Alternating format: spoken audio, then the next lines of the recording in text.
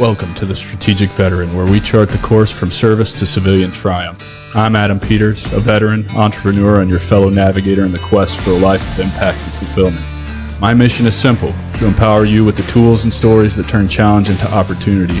Having walked the path from active duty to where I stand now, I understand the search for purpose that comes with hanging up the uniform. It's a path I've walked, with its trials, its tribulations, and its victories, and it's a journey we're on together. This podcast is more than just conversation. It's a beacon for those seeking to redefine our missions through entrepreneurship. It's about igniting the entrepreneurial spirit that lives within us, the spirit that compels us to create, lead, and make our mark on the world. Here we connect with veterans who have built businesses, sparked change, and found their purpose in the marketplace of ideas. They're not just surviving, they're thriving. They've transformed their service into startups, their experiences into enterprises, and they're proof that you can too. So whether you're scribbling business plans on napkins or stepping into the arena of innovation, remember, you're not alone. You're in good company. So let's explore these stories of transformation and take the first steps together on our path to purpose. Let's begin.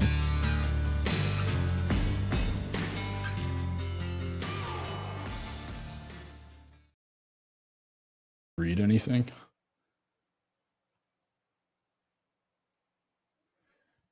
Hello, everyone, and welcome back to The Strategic Veteran. I'm your host, Adam Peters, and today we're set for an episode that inspires and profoundly moves. With us is Scottie Schneider, a figure of remarkable resilience and transformation.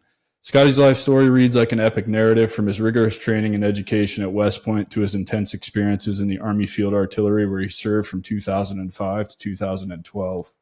But Scottie's journey didn't stop at military service. It was just the beginning. Facing the biting cold of Alaska that nearly claimed his life, Scottie's survival story of walking through a negative 40-degree blizzard and losing 1.5 of his toes is nothing short of a testament to his indomitable spirit. This life-threatening experience catalyzed a profound personal transformation from a soldier battling alcoholism and isolation to a visionary leader and a healer.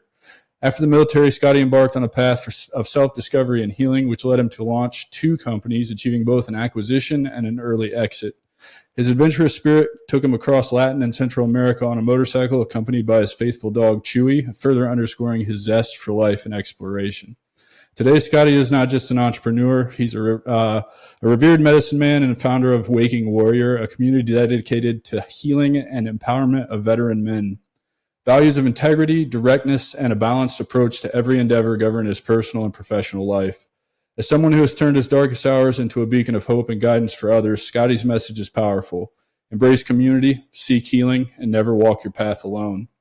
Scottie Schneider is not just a survivor of extreme conditions and challenges. He's a strategic veteran who has mastered the art of turning adversity into opportunity. With every step from the icy trails of Alaska to the boardrooms of successful startups, Scottie has exemplified the spirit of strategic resilience and transformative leadership. He continues to empower and heal today, leading others to recovery and self-discovery. Join me in welcoming Scottie Schneider. Scottie, man, thank you so much for being here. Oh man, what an intro, dude! Thank you. I Man. got chills hearing that. Dude, that's kind of the goal with those intros. Like I said, I got to give credit where credit's due. I'm just grateful that you decided to come on the show, and let's just jump right into it. So we always like to start the show with a little bit of your early life and, kind of how you grew up and maybe what influenced you to join the Army. And I guess in your case, essentially 4 years of Army before the Army. Yeah, that's a great question, man. I grew up homeschooled in North Carolina to a pair of parents that were extremely, extremely religious, right-wing Christian. The interesting thing is that the military academy and Army service goes my family back a ways. So my dad was a West Pointer, uncle was a West Pointer, my granddad was a West Pointer, and my great-granddad was a Naval Academy graduate. For pretty obvious reasons, those that are listening that are in the Army, we don't talk about him a whole lot. And Right. So Rivalry. my early life was working a lot on the farm, learning how to take care of animals. The parents' reason for doing it was because they thought that when Y2K hit, that Jesus was going to come back. But yeah, different strokes for different folks. I remember I was in high school, and I'd always kind of wanted to go to West Point. The first day that I really realized that I really wanted to go to West Point was I was maybe 12 or 13, and I was on a whitewater rafting trip in West Virginia with my church's men's group. And so I knew most of these men. I'd been going to prayer breakfasts and interacting with them for a variety of years. And the bus driver coming up the cliff road, it was like a dirt cliff, 1 lane road, and 300 or 400 foot drop to the river below. And the bus driver got a little too close to the right side, and the road partially collapsed, and the bus started sliding off and got stuck on the drivetrain and was literally like teetering back and forth. Like something out of a Hollywood movie. Dude, like something out of a Hollywood movie, man. And I remember the brain was like, hey, you should get out of this bus. And my body was just so stuck in panic mode that like all my hands would do would just like wave back and forth. And I was like looking at my hands, like looking at the seatbelts, like I should get this off. And I couldn't do anything. I was completely paralyzed. And one of the men that was sitting right next to me ripped off my seatbelt and he literally ejected me out of the bus. Like I came kind of halfway out of the bus and then hit the windowsill of my stomach. It knocked all the wind out of me. And I was helped off the bus by men inside. So I'm standing on this road and looking at all the people that I respected, just completely panicking and scrambling out of the bus in fight or flight mode, man. And my dad was, if you can imagine, the bus is like tilted 45 degrees, right? My dad's like holding on to one side, one of the bench chairs and like calmly directing people. He was like, hey, by the way, if you jump off the bus, it's going to cause a weight transfer, and that's going to endanger everyone inside. So if you please get off slowly and hold the bus hold the bus to anchor it when you get out. And I was just like, what convinces a man to do this, to demonstrate such leadership and calm under pressure? And so it was that day that I was like, I'm going to go to West Point and I'm going to join the Army for the reasons of learning that peace amidst chaos, that ability as a leader to, in a difficult situation, provide an example of what to do and what not to do.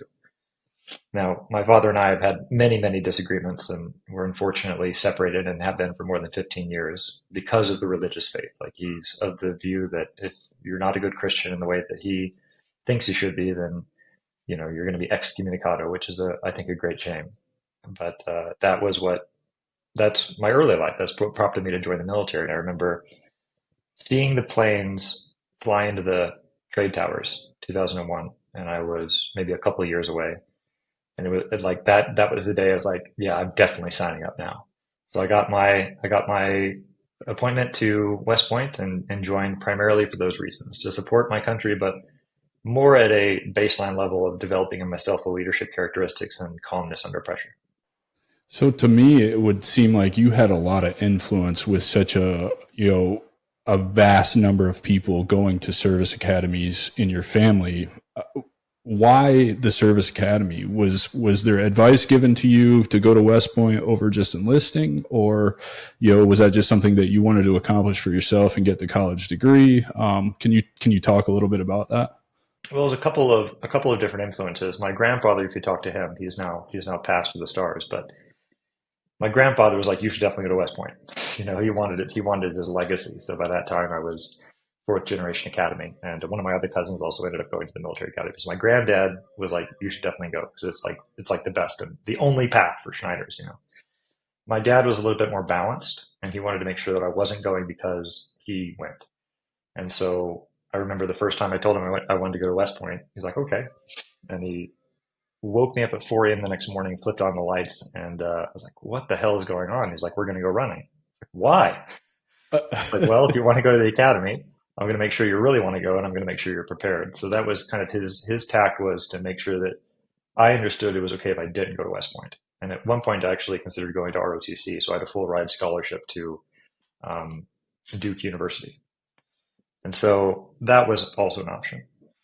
And then another pretty important metric was they told me they weren't going to pay for college. So that if I wanted to go to college, I was either going to pay for it myself or get an ROTC or West Point scholarship. So West Point kind of fulfilled the needs of my grandfather, that I was interested in continuing that legacy. It fulfilled the needs of me getting into the military in a way that I had a guaranteed job afterwards and getting a college education that was paid for. So I'd say those were the primary motivations. Yeah, those are good ones. We had another West Pointer on here for our first episode, Rich Mulder. He may be a little bit younger than both of us because I was a sophomore in high school watching the World Trade Centers come down. I imagine you were pretty close to that too. Yeah, we were probably what, like 36, 37-ish? I just turned 39 last week. Yeah, Nice. so I'll be turning 37 in July. Yeah, so we're pretty close in age. So yeah, I remember that time distinctly, and I'm always fascinated by West Point because you don't know what you don't know about the military or the service academies, and you I did another interview with a guy. His name's Marcos Eugenios, and he talks about it's an experience I can't explain to you in words. The only way you can understand it is to go there and do it yourself. And so I always try to ask good questions about West Point because I'm fascinated by it. So, what do you think fundamentally challenged you the most about being at West Point? Yeah, there are a couple points there. I can explain the experience in words, and I'll do the best I can with the acknowledgement that there are other ways of viewing it. It's not the easiest experience in the world. Imagine like a boot camp that lasts a year, and then after that, 3 years of being in an extraordinarily restrictive environment where you can't go out a whole lot. Everything that you eat and what you wear is dictated to you. It's like being in the army, but extra because you're never really off duty. Like at least in the That's how army, I've always thought about it. yeah, It's 4 years of the army before the army, and I'm like, exactly. no, I'm not. I'm It's not interested in that. it's pretty intense. It's pretty intense. And there's also part of the reason they do it that way is because there's quite a bit of psychological conditioning and brainwashing that goes into it, right? This kind of led to, I mean, you're probably aware that West Pointers in general have a bit of a reputation for being dicks, right? Yeah, I'm not a big You know, fan of them. There's not. I mean, I can count on one hand the number of West Pointers I had that were solid leaders. it's not the easiest thing to do to train someone to be a leader, and you have to really go about it like the right way. And of course, there's many right ways, I'm sure, but a lot of the stuff that they put into you is like, continually reinforcing, you're the best and you're the brightest and like you're America's cream of the crop and yah, rah. And so that it really takes a strong person to be able to, or a balanced person, to be able to separate that from what you're actually going to do, which is humbly lead soldiers in preparation for combat. And so one of the things that West Point started doing, at least shortly before, maybe when I was there, was to really start to hone in on that with an attempt to make more humble leaders. And that's very strongly how it got molded. So for me, it was like, okay, we're in a combat army. The majority of people that I'm going to be leading have gone to combat, and I haven't. And the second in command of my platoon when I get there is going to be a person with a lot of experience, and I don't really know what the hell I'm doing. And so, a brief story to illustrate this: I came to my first unit in Alaska. So I'm given a mortar platoon unit. It's got two strikers, 120 millimeter mortars in the back, and a fire support team with a separate striker. My job is to provide indirect support for a cavalry unit in Alaska. Hey, sir, this is your platoon. Congratulations. I was like, oh my god, what am I going to do? So I prepared this beforehand. I knew exactly what I was going to say. My sergeant, he was a staff sergeant at the time, Sergeant Chapman, wonderful leader. I said, Sergeant Chapman, great to meet everybody. Can I talk to you in my office? He said, sure, what's going on? So I bring him into my office and I close the door. I was like, all right, Sergeant Chapman, this is how I think it's going to go, man. I don't know what the hell I'm doing. So would you mind leading the platoon? And I'm promising to you that I'm going to be your shit shield. As the officer, I'm going to take all the slack. I'm going to sign all the paperwork. You tell me what needs to happen. We'll make sure it happens, and I will protect your ass from everything and anyone. And he says, sir, I think we're going to be great friends. Yeah, man. And that's how I That's a started platoon off. sergeant's. That's a platoon sergeant's wet dream right there. Is to get a lieutenant who just comes in. Take me for example. When I had a platoon, I had 4 deployments for almost, I think, 49 or 59. I can't count anymore, but a lot of months deployed every other year of my career. And I had a platoon, and these officers just come in and they're like, "I'm in charge," and it's like, dude, I've got 5 years of experience, and you have none, just in combat alone. So bravo to you for approaching that situation that way. And I think that illustrates a point we'll probably touch on. I'm sure we'll touch on later in this episode, but it's okay to ask for help. It's okay to not know and still be an effective leader. And I think that's a great story to demonstrate that. There's a practical story. Like I don't think I would have worked very well as a long-term officer. Like I'm actually quite grateful I got out just a couple of years in my military service. And an example is probably this. In the officer corps, you're expected to remain in a certain state of decorum, conduct yourself a certain way and like take things if they're given to you by your commanding officers and just kind of roll with it. But that didn't really strike me as really well. It's really good, a good thing to do. And so an example, like we're in a a squadron level layout, right? So there's this officer, I forget his name, first lieutenant. I was a second lieutenant at the time. He was a first lieutenant. He was like the S3. So, and the night, like a couple nights before, like a couple nights before this event, he sent out the layout. Your equipment must be just so da da da da da da. And then the morning of the layout, like my troops have worked on this for hours. I mean, we've been at it, just making sure everything's spick and span. You know how it goes. And I'm checking I get a buzz on my, I think it was a BlackBerry at the time, and it turns out that he said, oh, actually, it's got to be in this format, and he sends out a new format, like an hour and a half. I'm sitting in the motor pool, and everybody's ready to go. It turns out that I was like, this dude has sent out the wrong format. He's now trying to cover his ass. So he comes out there, just all full of piss and vinegar, and starts yelling at everybody to make sure that they get in line with the new standard that he sent out like an hour and a half before or something. And he comes over to my unit. I was like, don't you fucking dare yell at my people, man. That sounds like a lot like your mistake. Did you send out the wrong format? Because like I'm seeing these two emails and they're not the same, man.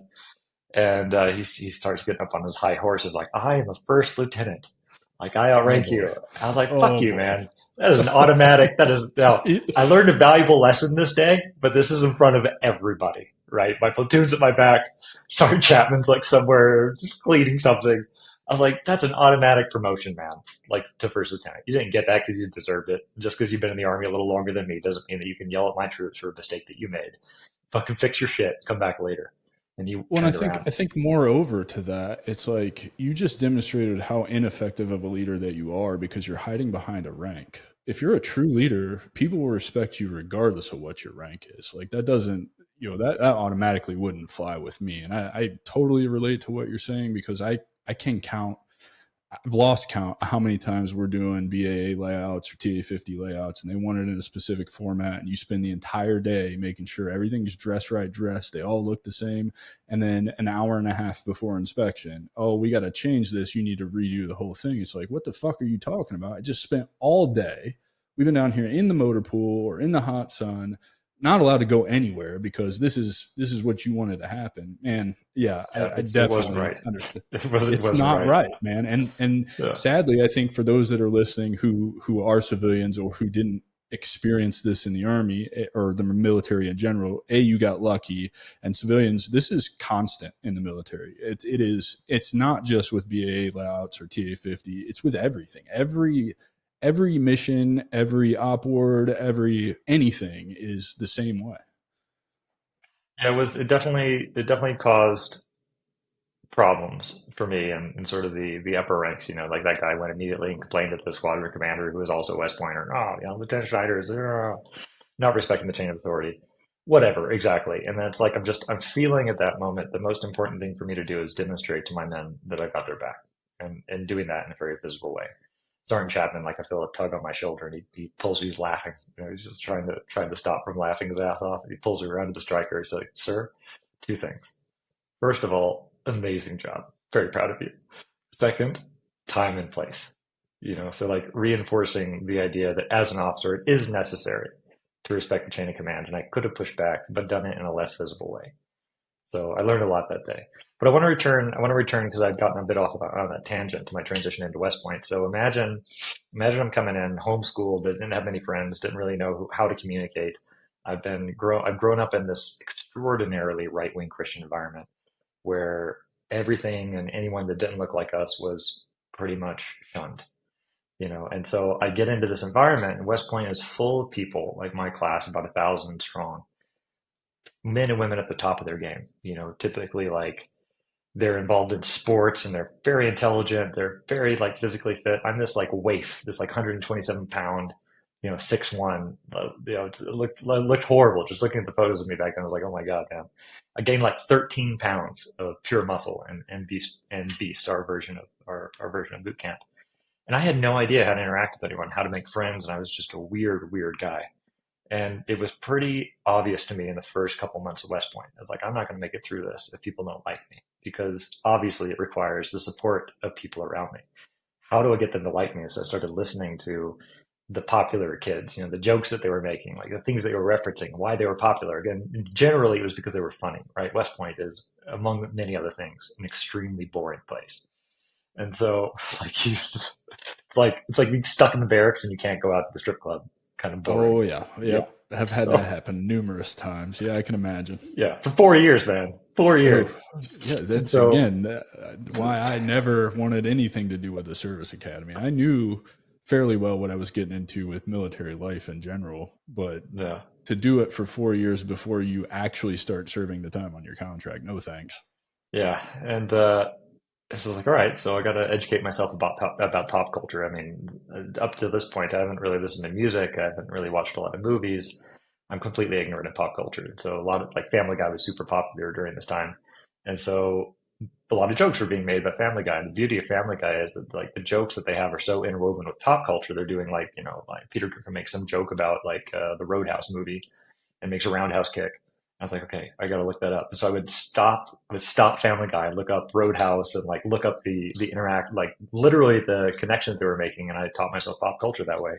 So I was still weird when I got out of the army, but I was less weird, and I'd become somewhat popular by the end of my time there, and that's how I Well, survived. what do you mean by weird? Because I kind of I grew up a little differently. I was bullied relentlessly when I grew up, and so that definitely shaped the social hierarchy for me. Throughout all of life, I'm gifted in that I'm a connector, so I've always been able to talk to people and have conversation. I think we connected last week and told you about the show, asked you to come on. Great conversation. Here we are doing it again, right? But I was very much outcast and looked at as weird. And I didn't think anything I was doing was weird. I was just trying to be friendly with people. So, what do you mean when you say weird? Yeah, like I didn't really, I was pretty bad at conversation. I was very introverted, and I had a existing set of beliefs. For instance, like homosexuals were wrong and going to hell. That categorized me in a pretty narrow view within an overall framework of the military and West Point at large that really operates on this idea of we don't care who you are or what you believe, just be able to carry my ass out of combat at the end of the day. And so that's kind of what I mean by weird. I had to undo a lot of those beliefs and learn how to interact with people, like at a significant level, because I hadn't had really any friends that didn't believe exactly the same thing that I believed. Right. And it sounds like, I mean, I grew up in a very German Catholic town in southern Indiana. So that shit's shoved down your throat, left, right, upside down. It sounds like that's similar to what you had going on, probably a lot more extreme than I had it. Obviously, if you're having to Google Roadhouse, I imagine you lived a pretty sheltered childhood. I did. I'd never seen the movie. I had no idea about any, like very sheltered, like extremely sheltered. And that was an additional challenge for me coming into West Point because it's kind of a joke, right? It's like a cosmic universal level joke. My parents homeschooled me because they wanted to separate me from the world, anything secular. So they wanted to make sure that I was brought up to believe in exactly the same way that they believed. And the way in which they trained me was basically that I educated myself and I taught myself how to think, read books, discuss, look at other viewpoints. And so I did learn how to think and I did learn how to think for myself. And I did that when it came to Christianity. I was like, well, I'm kind of analyzing this and this doesn't really resonate with me. This doesn't make any sense. So no, thank you. And like, well, we wanted you to think for yourself about everything but that. Right. You don't get to choose. Yeah. Yeah. That Okay. was that was a it was a challenging thing for me because I believe that let's just say something is shoved down your throat. That doesn't mean that it's wrong. The initial reaction of people like myself is to be like, no, I don't want any of that, and to completely reject it out of hand. But part of thinking for yourself is also realizing, okay, there are other different perspectives and other points of view. And maybe just because my parents think this way and have forced me into this way of thinking, maybe it is true. I don't know, but I need to at least be open to that possibility. So one of the things I did at West Point was I started going to all sorts of religious services. So this is about the time my second year in, where I was starting to receive reports of people that I had known of in the academy that were not coming back home alive from Afghanistan. You know? And so it's like, huh, I better figure out what I believe about the world and pretty quickly. And what I didn't want to do was kind of put myself in this idea of like a Pascal's wager. He was a philosopher and thinker who basically came up with the idea of like, okay, well, do you believe in God or do you not believe in God? It's safer to believe in God because like if you're wrong, then at least you're in, right? It's like that sounds like a really crummy way to determine my cosmovision. So I started going to Jewish services and Muslim services and meditation circles and Christian events and started looking for my own brand of spirituality. It took me a long time to find that, but that's what unfortunately led to the start of the demise of my relationship with my father because I explained this to him. I was like, Dad, I'm going to go to combat and like I might not make it. And I got to figure out what I believe in the world. And I'm open to the way that you're believing is correct, but I need to find out for myself. And that wasn't an acceptable answer for him, unfortunately. I'm sorry to hear that, man, but it's definitely, I don't know, you demonstrated pretty early on that you had this innate ability to think critically and adapt to your environment, which is not something that I developed until long after I got out of the army. And so, what do you think? Do you think it was your upbringing, how you were taught to think for yourself, to read and discuss, right? You usually, at least for us, it was a fight with our parents to make us sit down and read. And we didn't discuss is, did you read? You know what I mean? And so you've got this interaction going on, which is honestly, I think, a better way to teach your kids something because it forces them to think critically. I wish I would have had something like that. Do you think that's why you were so in tune and you knew, okay, I have to fit in because I have to get through this. So I need to do what the popular kids are doing, right? Yeah, I think that my voracious reading for the majority of my young adult life really helped with that and getting exposed to, if not like I was inside the home, but still getting through the books, exposed to other points of view. And that really helped. And I had this idea that I called the gangster chameleon, right? So Ooh, the I'm interested in chameleon, this. like the chameleon in the wild changes his colors, aka changes how people perceive his identity to hide from predators, right? So I'm a leaf, I'm a leaf. And I think there's a useful aspect to that, but I also didn't want to completely change my identity just to suit the expectations of others, right? That also didn't strike me as a good thing to do. So I come up with this idea of the gangster chameleon because the gangster is like, it's very connected to his place of origin. You know, that's his block, that's his street, that's his section in the city. He knows where he's from and he knows who he is. And the chameleon can change his colors and blend. So I was like, well, what if I put those two concepts together and stay true to my original identity, but modify or show different parts of my personality or modify my speech when I'm around different people to suit the environment. And that's what I came up with. That was my brand of early adaptability. I wish I would have had something like that. I shouldn't wish, right? Because the experiences that I've had throughout my life have shaped me into the person that I am now and made me blah blah blah, all that good stuff. But I didn't. You have a level of self awareness at a pretty young age that I don't think most of us have. And I say that because you invented the gangster chameleon to hold on to that very essence of who you are, which is something that I think is plaguing the community right now. It plagued me. My whole identity was the army. I joined at 17 years old, right? Spent a year on delayed entry, so immersed myself in everything military. A month to the day after I graduate, I shipped to basic training and I have not been home since. You know what I mean? Like my whole career was deployed every other year. For the army, blew up 2 marriages, yada yada yada, right? And then get out and now I have no idea who I am. And so I can't wait to talk about your transition because I think yours is probably going to be that outlier that went a little bit differently, but maybe not, you know? Yeah, well, I certainly have gone a very outlander path, right? I'm definitely an Yeah. outlier for sure.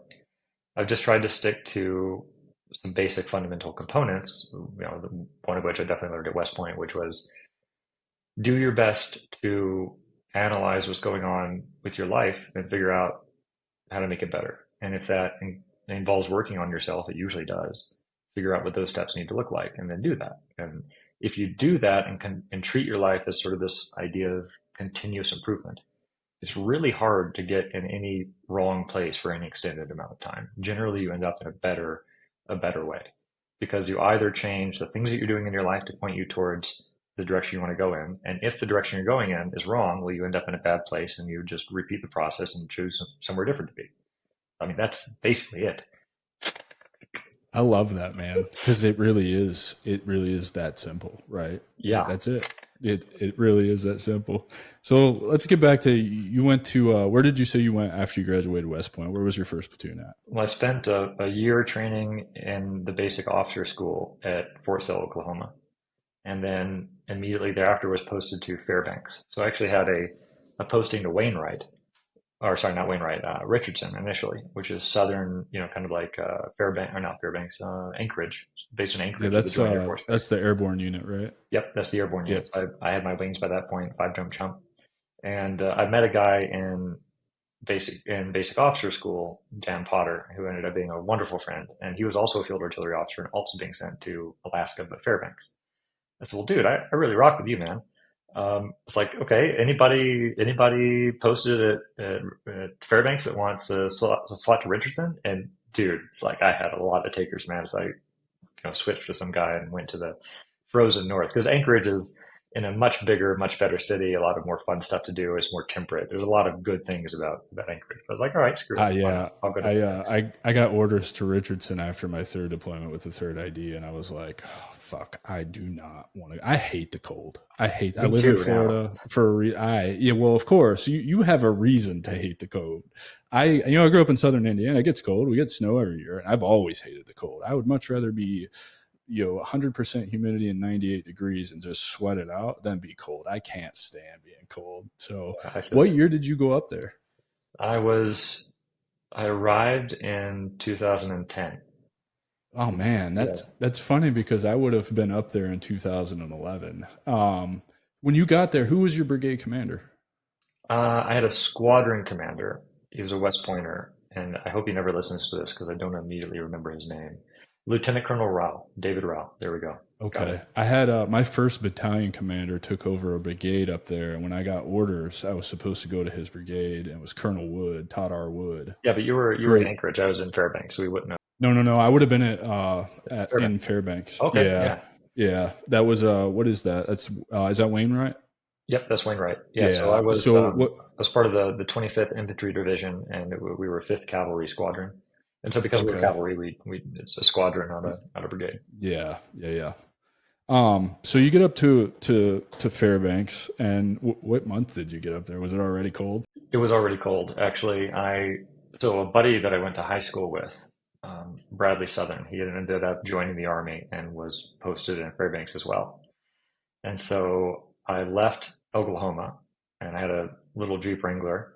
I picked him up in North Carolina and we started from North Carolina. We drove into Canada and transited the entire bit of Canada all the way in the winter. So this was like December or January timeframe. And we made it there in 72 hours, like driving in shifts. Like he would be driving or I would be Yikes. driving. It was nuts.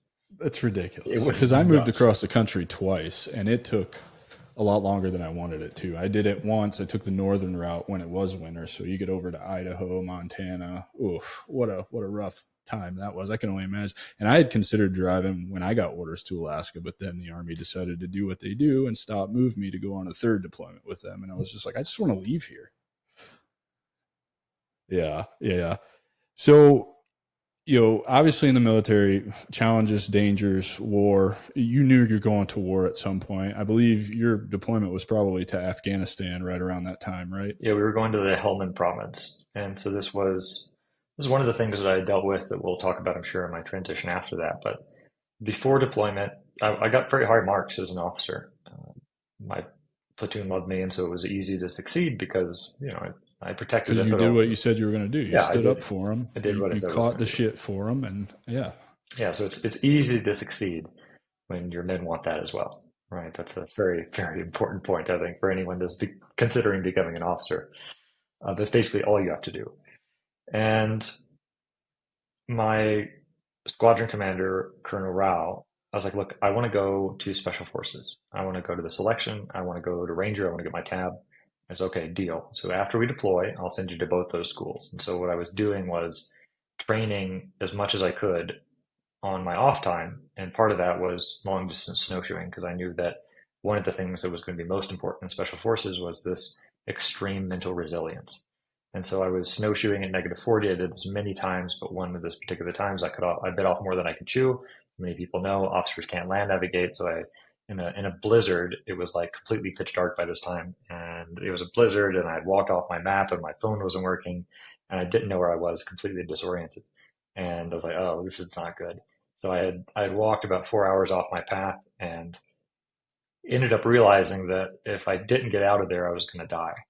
And so I was an environmental engineering minor, basically at West Point. Like West Point makes you choose an engineering discipline, and I chose environmental engineering. Because like, all right, well, why not? Now, seeing how much I love the trees and nature, it makes total sense.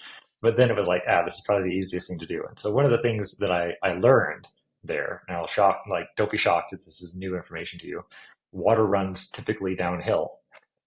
And, and so by using a very Yep. basic process of deduction, it was like, okay, I'm stuck on a mountaintop and there's one road that runs along this river that gets to the place that I want to go. And so all I need to do is find the stream of water because the creeks are going to lead me into a stream. The stream will lead me into a river leads me to the road, and there is salvation. So I did that. I found the lowest point, found a frozen creek bed, and literally found that, found my way out that way. It took me about another 4 hours to navigate out of there. By the time I got picked up, I took off my 3 pairs of gloves to shake the driver's hand that had picked me up, and I couldn't feel my fingers, and they were chalk white. I was like, this is not good. And I was like, I don't even want to look at my foot, man. And so I got to he dropped us off at the place where I was going to go. And there was a ranger instructor there that took one look at my hands and was overhearing the story that I was telling to my friend at the bar. And he's like, sir, you need to get to the hospital immediately. Like, don't pass go, go to the hospital. So I showed up at the hospital and they took off my boot and they're like, you're going to lose half your foot. Like, I was so frostbitten that all of my digits on my toes on my right foot because I tightened down my snowshoe strap a little bit too tight. It was so like materials do funny things in -40, and so my snowshoe straps just weren't binding correctly, and so I got really pissed like the 50th time that I adjusted it and cinched it down, and that cut off maybe 5 to 10% of the blood flow that goes along the top of the foot to deliver blood to the toes, and that was all it took. So I spent about 6 weeks in intensive care where my fingertips and my right foot swelled up like it was incredibly gruesome. Like blood blisters, lost all my nails. It was awful. And then about 6 months where the body went through the process of demarcation. So frostbite is very similar to a burn. And the body essentially has to say, okay, this is really damaged tissue. How much are we able to push blood into and recover versus how much are we going to lose? And so what happens then is the line of demarcation happens when the body says, okay, I can push blood and create healthy tissue out of this much, and then the rest turns into dry gangrene. And that's the point that you wait for surgery. If they had operated right away, I would have lost half my foot. This would have been a totally different story. But as it happens, I just lost a toe and a half. And this process of recovery meant that I had to miss the deployment. So I remember, I'm on crutches and standing on the tarmac, watching my platoon leave for combat without me. And I felt like a shammer and a coward for not being able to go because of something that I had done. And that led me to have quite a bit of survivor's guilt. And it was not a great position to be in and something that I had to heal from later. Yeah, I assume that deployment you missed out on was a rough one for the unit. It was. Helmand province was not a wonderful place of Afghanistan to be in. I believe it was traditionally controlled by Marines and was known for being quite fiery. None of my men died. A few were injured, but they all came back home relatively safe, and that's something I'm very grateful for. Yeah, I we replaced one of the brigades from the same post that you were at on my 2012 Afghanistan deployment in Kandahar province, more specifically the Panjwai district, so the birthplace of the Taliban, and it was so bad. It was my fourth deployment, and it overshadowed all of the other three. So I totally relate to what you're saying about survivor's guilt, and all of this happened. I assume you're just out snowshoeing. You said for the mental resilience, Yeah, preparing to go to selection. Is that that's was it. that your training regimen? That's it. That was part of my training regimen. And yeah, I'm not sure if I would have cut it in special forces or not. Probably not. But it seemed useful to me to train. I would do that because I mean the only things to do in Alaska basically are drink, have sex, and go do outdoor stuff. And I was better at drinking and doing outdoor stuff. Fair enough, right? um, um, so oftentimes in the military we're confronted with like ethical and moral dilemmas, and I want to as an officer I feel like you probably deal with those a lot more than maybe us enlisted guys did or do. I've been out for almost a decade, so I don't claim to know how anything in the army or the military works anymore because I've kind of brain dumped all of that. But can you speak to a time or a situation where you might have been tested and you had to kind of stand on your values and your morals and make a decision that may not have been unpopular? Yeah, I would say maybe the brief example I gave you earlier with the the officer, the lieutenant, that was something that I took to heart a lot. Since I didn't go to combat, there were very few situations that I would have had to make a moral decision. But one of the things that they do teach you at West Point, and a way that the officer corps operates somewhat differently from the enlisted, is in how we give our oaths. So after the Melee massacre in Vietnam, where an entire village was murdered, basically put to the torch, the Army realized that there needs to be checks and balances within the officer corps. And so, as an officer, enlisted swear to the president and the officers that are placed under them. Officers swear to the Constitution. And that's a very fundamental shift, because it means that as an officer, I have the responsibility to decide at every point, is this order that I'm getting in line with the Constitution and my understanding of American values? And if it's not, I have the necessity and the obligation to refuse it. So I don't think that I would have a better example for you there, but I hope that that sheds light to those listening on some of the differences there and some things the military is doing to prevent things like melee, I think, happening in the future. That's you just taught me something because I didn't know that. I didn't think about that. And I've heard that oath, I don't know, a dozen times over the years. So that's great. So at this point, you're standing on the tarmac, the survivor's guilt's building. You're missing a toe and a half. You're on crutches. Is your career over at this point, or are you still going for a number of years, or My, is my it time to kind of make that shift into transition here? it was effectively over. So a couple things happened that are important. The first is that after I got my toe and a half cut off, I was really, really determined to go to Afghanistan and meet my troops. In fact, I ran the 2 mile. Like before, I was maybe a 12 or 13 minute 2 miler runner. And after amputation, maybe because I was a little bit more efficient and weighed less, I was 11 minutes. So I was actually I was like super maxing like 11 minutes, super maxing every skill on the PT. I was determined to show that I was physically ready to go. And it was a process of dealing with the brigade surgeon that there's a regulation in the Army that says if you have severe frostbite, the military cannot deploy you to anywhere that gets under 32 degrees or freezing at any point in the year ever, right? So unless we invade Grenada again, like they're like, we can't deploy you anywhere. And so now you're going to be a slick sleeve officer. You're never going to deploy. And if you stay in, here's your two options, Lieutenant Schneider. You can stay in, and we're going to reassign you to like finance or something, and you're not going to deploy. And by the way, the officer corps is drawing down. We're finding ways to get people out because we have too many officers.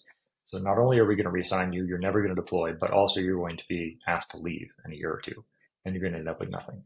Or we can medically retire you, and you'll be on some amount of pension for the rest of your life for your injuries. I'll take that option. Yeah, I'll take that Yeah. option. I was like, well, you're not Yeah. really giving me a chance. And I talked to everybody that I could, but the results were that they weren't going to budge on it, and that there was no way for me to deploy and stay in the Army. So I decided to get out. And another interesting point that really set me on this healing path that I'm on today, the military was trying to figure out how to address all the PTSD and troops that were coming back. So they tried this strategy they called military family life consultants. So they basically hired a lot of psychologists and embedded them with units. And so this was about the time that I took over as XO, the Rear Detachment Brigade. So I was going to like one or two funerals a week kind of thing. That was awful.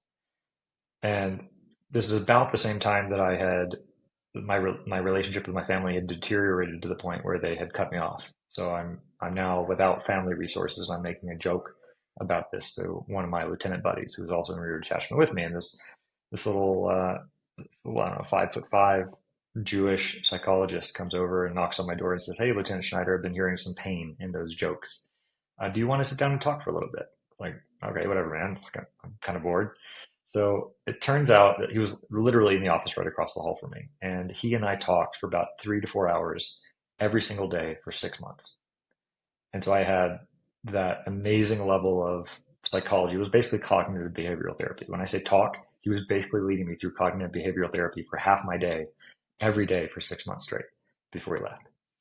And that was And a was it like therapy setting, or was it just conversation that you now realize as kind of a therapeutic type of CBT? I'm familiar with CBT. I love psychology, but most people don't realize that's really just conversation that's and exactly it. kind of pointed questions. It's similar to what I'm kind of trying to do with this show, just to get people to tell their stories and get other veterans to understand they're not alone in this. Like there's a million of us who go through the same things that you're going through, and we've developed these tools or been taught these tools to help us fix that. And one of them is this, right? Dialogue. Yes, 100%. Now, it sort of also illustrated the one of the great problems in the military. And so in the military, they teach us to compartmentalize our feelings and not talk about things. And if your knee's hurting, don't be a bitch, pop some ibuprofen, keep on going, soldier. That's useful in a combat environment. That's useful to train people that are tough, but it's not very useful from a psychological standpoint. So Dr. Bill Winters ended up leaving, and I was maybe 3 months out from separating from the Army. So I went into the mental health unit at the Army, and I walked in and said, "Hey, I'm Lieutenant Schneider. I've been talking to one of your military family life consultants for the last 6 months. I'd really love to continue the conversation and find someone else that can help me, because I'm just about to get out and I'm still dealing with some survivor's guilt and like some trauma and like all this stuff. Do you have anyone I could talk to?" And this guy behind the desk goes, "Well, sir, are you planning on harming yourself or anyone else?" I said, "No." They're like, "Well, we can't help you then. Come back, if you're suicidal." I was like, "What the hell? That's not the point. The point is so I can get better." And so there exists not only a negative stigma towards seeking help in the Army. So if you have a security clearance or something, or even it can affect your job, you go and say, "Hey, I need help with something." It can dramatically affect your career and it could end your job, kind of thing.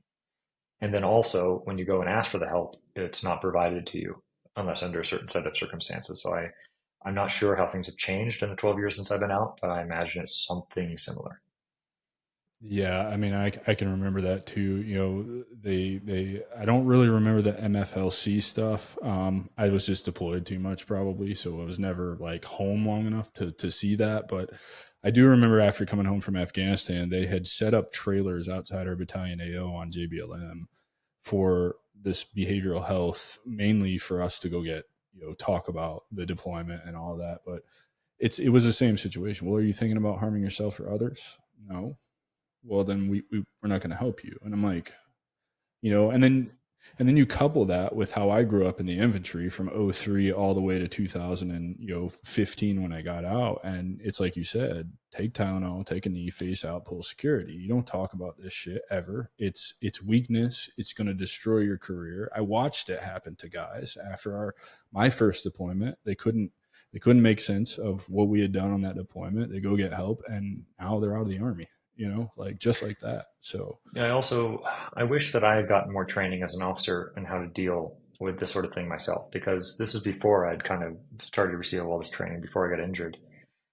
I'm telling this story with a bit of shame attached to it because I don't think I handled this very well. I think I could have handled this in a much better way, but I think people listening to it will understand where I was coming from. So one of the easiest ways to get out of deployment is to claim you're suicidal. They kind of put you on a different unit. They kind of reassign you. You won't deploy if you're suicidal. So once deployment orders came down, we had this rash of soldiers. I think 3 from my unit that you know like, "Hey, I'm suicidal." And so like the first conversation I had, "Okay, how do we find you the best resources?" Yada yada. The second one I realized was happening, and the third that walked in my door, was redhead, private, just out of basic training, had never deployed, and he comes in and he says, "Sir, I'm suicidal." I'm like, "Fuck, another one of these." Okay, fine. Show me what happened. And he showed me this little, he had this like little faint scratch on his wrist. I was like, "Okay, what did you do that with?" And he's like, "Well, I scratched it with a watch dial." I was like, "Okay, two possibilities. One is that you actually tried to kill yourself. And in that case, it seems to me that you're a coward and I don't want to deploy with you. The second is that you're too stupid to figure out how to kill yourself. In that case, two suggestions: use something sharp and cut lengthwise. You idiot. Now get the fuck out of my office." yeah, down the street, not across the street, Yes. right? It So I'm also, not proud yeah. of that. I'm not proud of how I handled that, but I do feel that No, it but wasn't someone that was let me legitimately. Yeah, but let me help you paint a better picture of what was going on at this time. I had four deployments. So from '03 to 2015, three of them were a year long. One of them was 9 months long. It's taxing. I was the one that grew to long for it. I was more comfortable and felt at home on deployments than I did at home. That's very much not the case for people. They'll have one or two in them, but then it's time to get out and go on. And what we were seeing when I was going through all this, particularly between the surge and my third deployment, when it switched from OIF to Operation New Dawn or whatever, was they would stop move dudes or stop loss dudes so they couldn't get out and force them to go on another deployment. And that's when all this I didn't know the suicide thing. However, we did have a lot of guys that would try to commit suicide, but we really did have dudes shoot themselves in the legs, shoot themselves in the foot.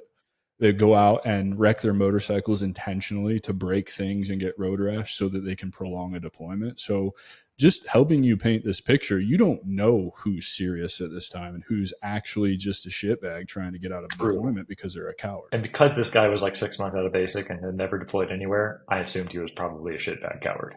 I think I'm You probably know, pretty spot on in that assessment. Who knows?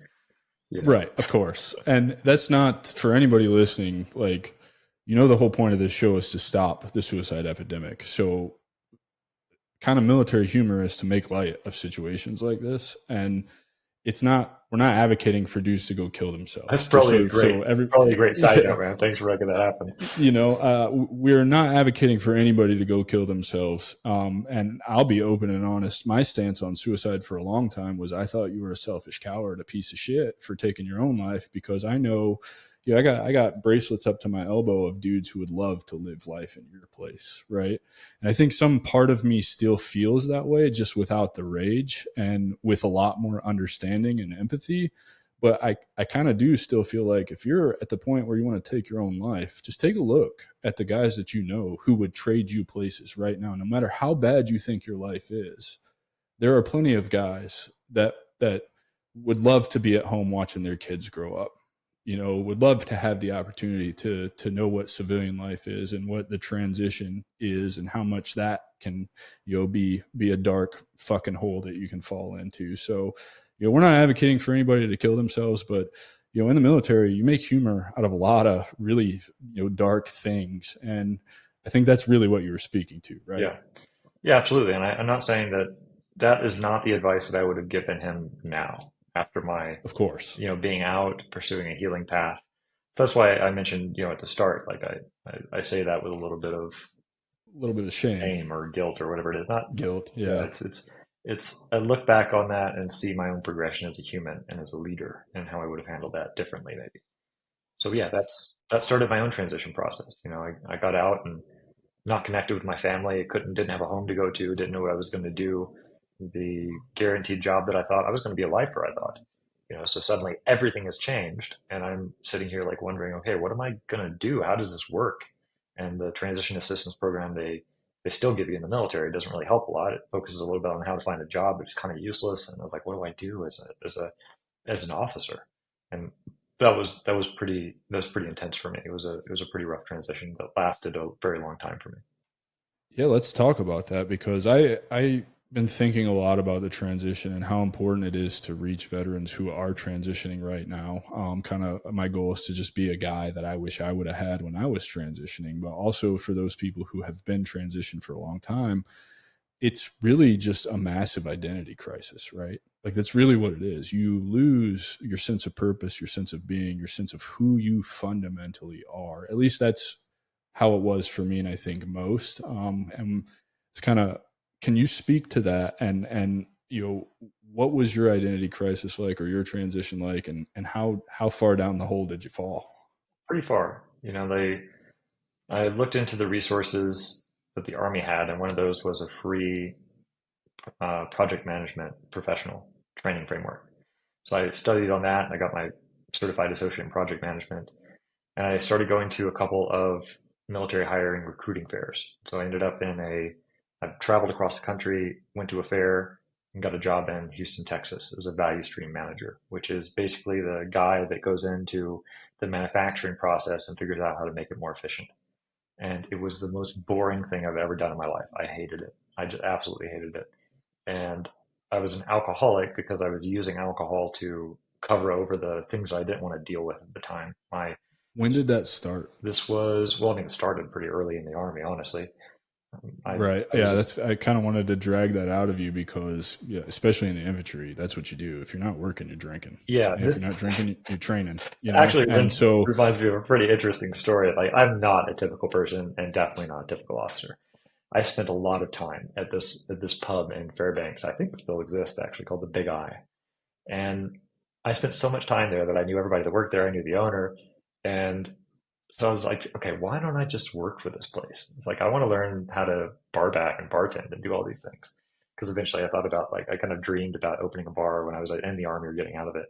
And so I said, sure, we'll offer you a job. Absolutely. So I walk into my squadron commander, West Pointer, and Colonel Rao was like, why are you applying to work for a second job? Do you not have enough money? He's like, no, I'm not doing it for the money. I want the experience. It's like, well, no, it's denied. Like, officers don't do this. Officers don't work second jobs, especially not at bars. What are you thinking? Get out of here. I was like, well, hear me out, man. Hear me out. I was like, we have a big drunk driving problem here in the army, right? He said, yes. He's like, I guarantee you that during one of my shifts, no soldier will leave that bar drunk. He's like, deal. Have fun. immediately It's approved. That's immediately see, approved. and that's what I mean. So your ability to read a room and see a situation, right, and that level of self awareness to get what you want. That's pretty cool, man. That's Oh, awesome. thanks, man. I appreciate it. But yeah, I mean, I started early on covering over my things that I didn't want to deal with alcohol. So I get drunk and talk about my parents or talk about, my family or, eventually like later on get drunk and like cry about the fact that my soldiers were leaving. I had people around me that supported me. But that was used as a not great outlet. And when I left Alaska, I didn't have a close community of friends and family around me like I did in the army. And so that led to a lot of binge drinking, a lot of drunken nights, a lot of fights, and things that I'm not very proud of. And that spiraled into where that's really the reason why I lost my first job was because I was just unreliable and kind of drunk. And that led to a 6 month time period where I didn't really know how to look for jobs. And I was sending out resumes all day, every day. I was out of money, didn't have enough money to pay rent, had to like ask for a loan from my uncle, the, first and really only loan I've asked in my life. And that just kind of brought me to a really low place. And I'm sitting there like 6 months into this, like, okay, why don't I just use my network? They say that most people find jobs through their network. So why don't I use my network? So I ended up going to a West Point Association of Graduates, and I literally had a job the next week. And that was a much better job for me.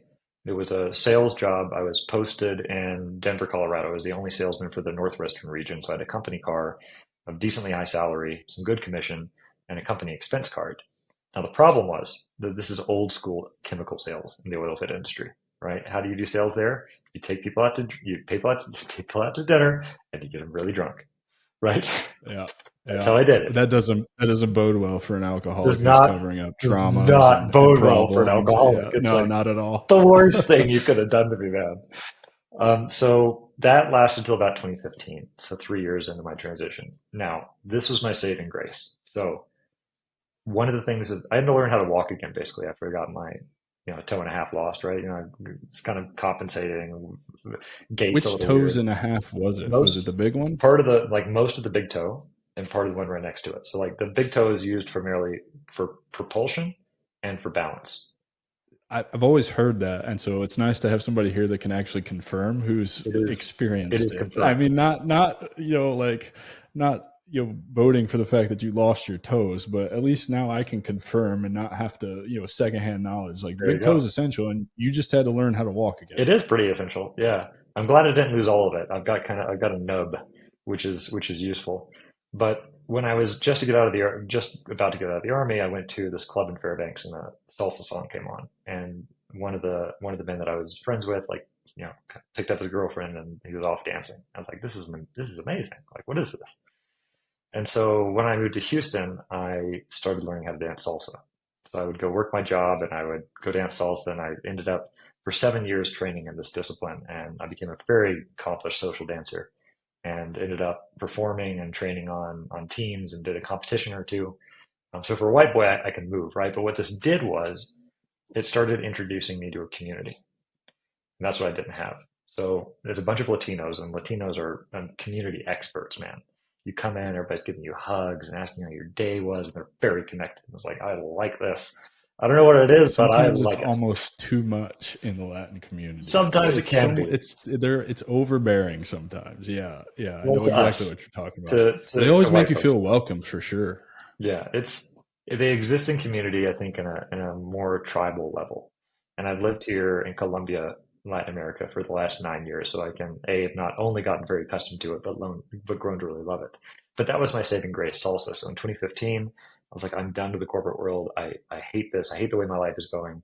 I'm just drinking more and more. And I thought that what I needed to do when I get out of the army was do what everybody told me to do, and I would be successful, which is get a nice car, check, nice girlfriend, done, nice apartment, some exposable income, done. I've got all that, and I'm still miserable. What the hell?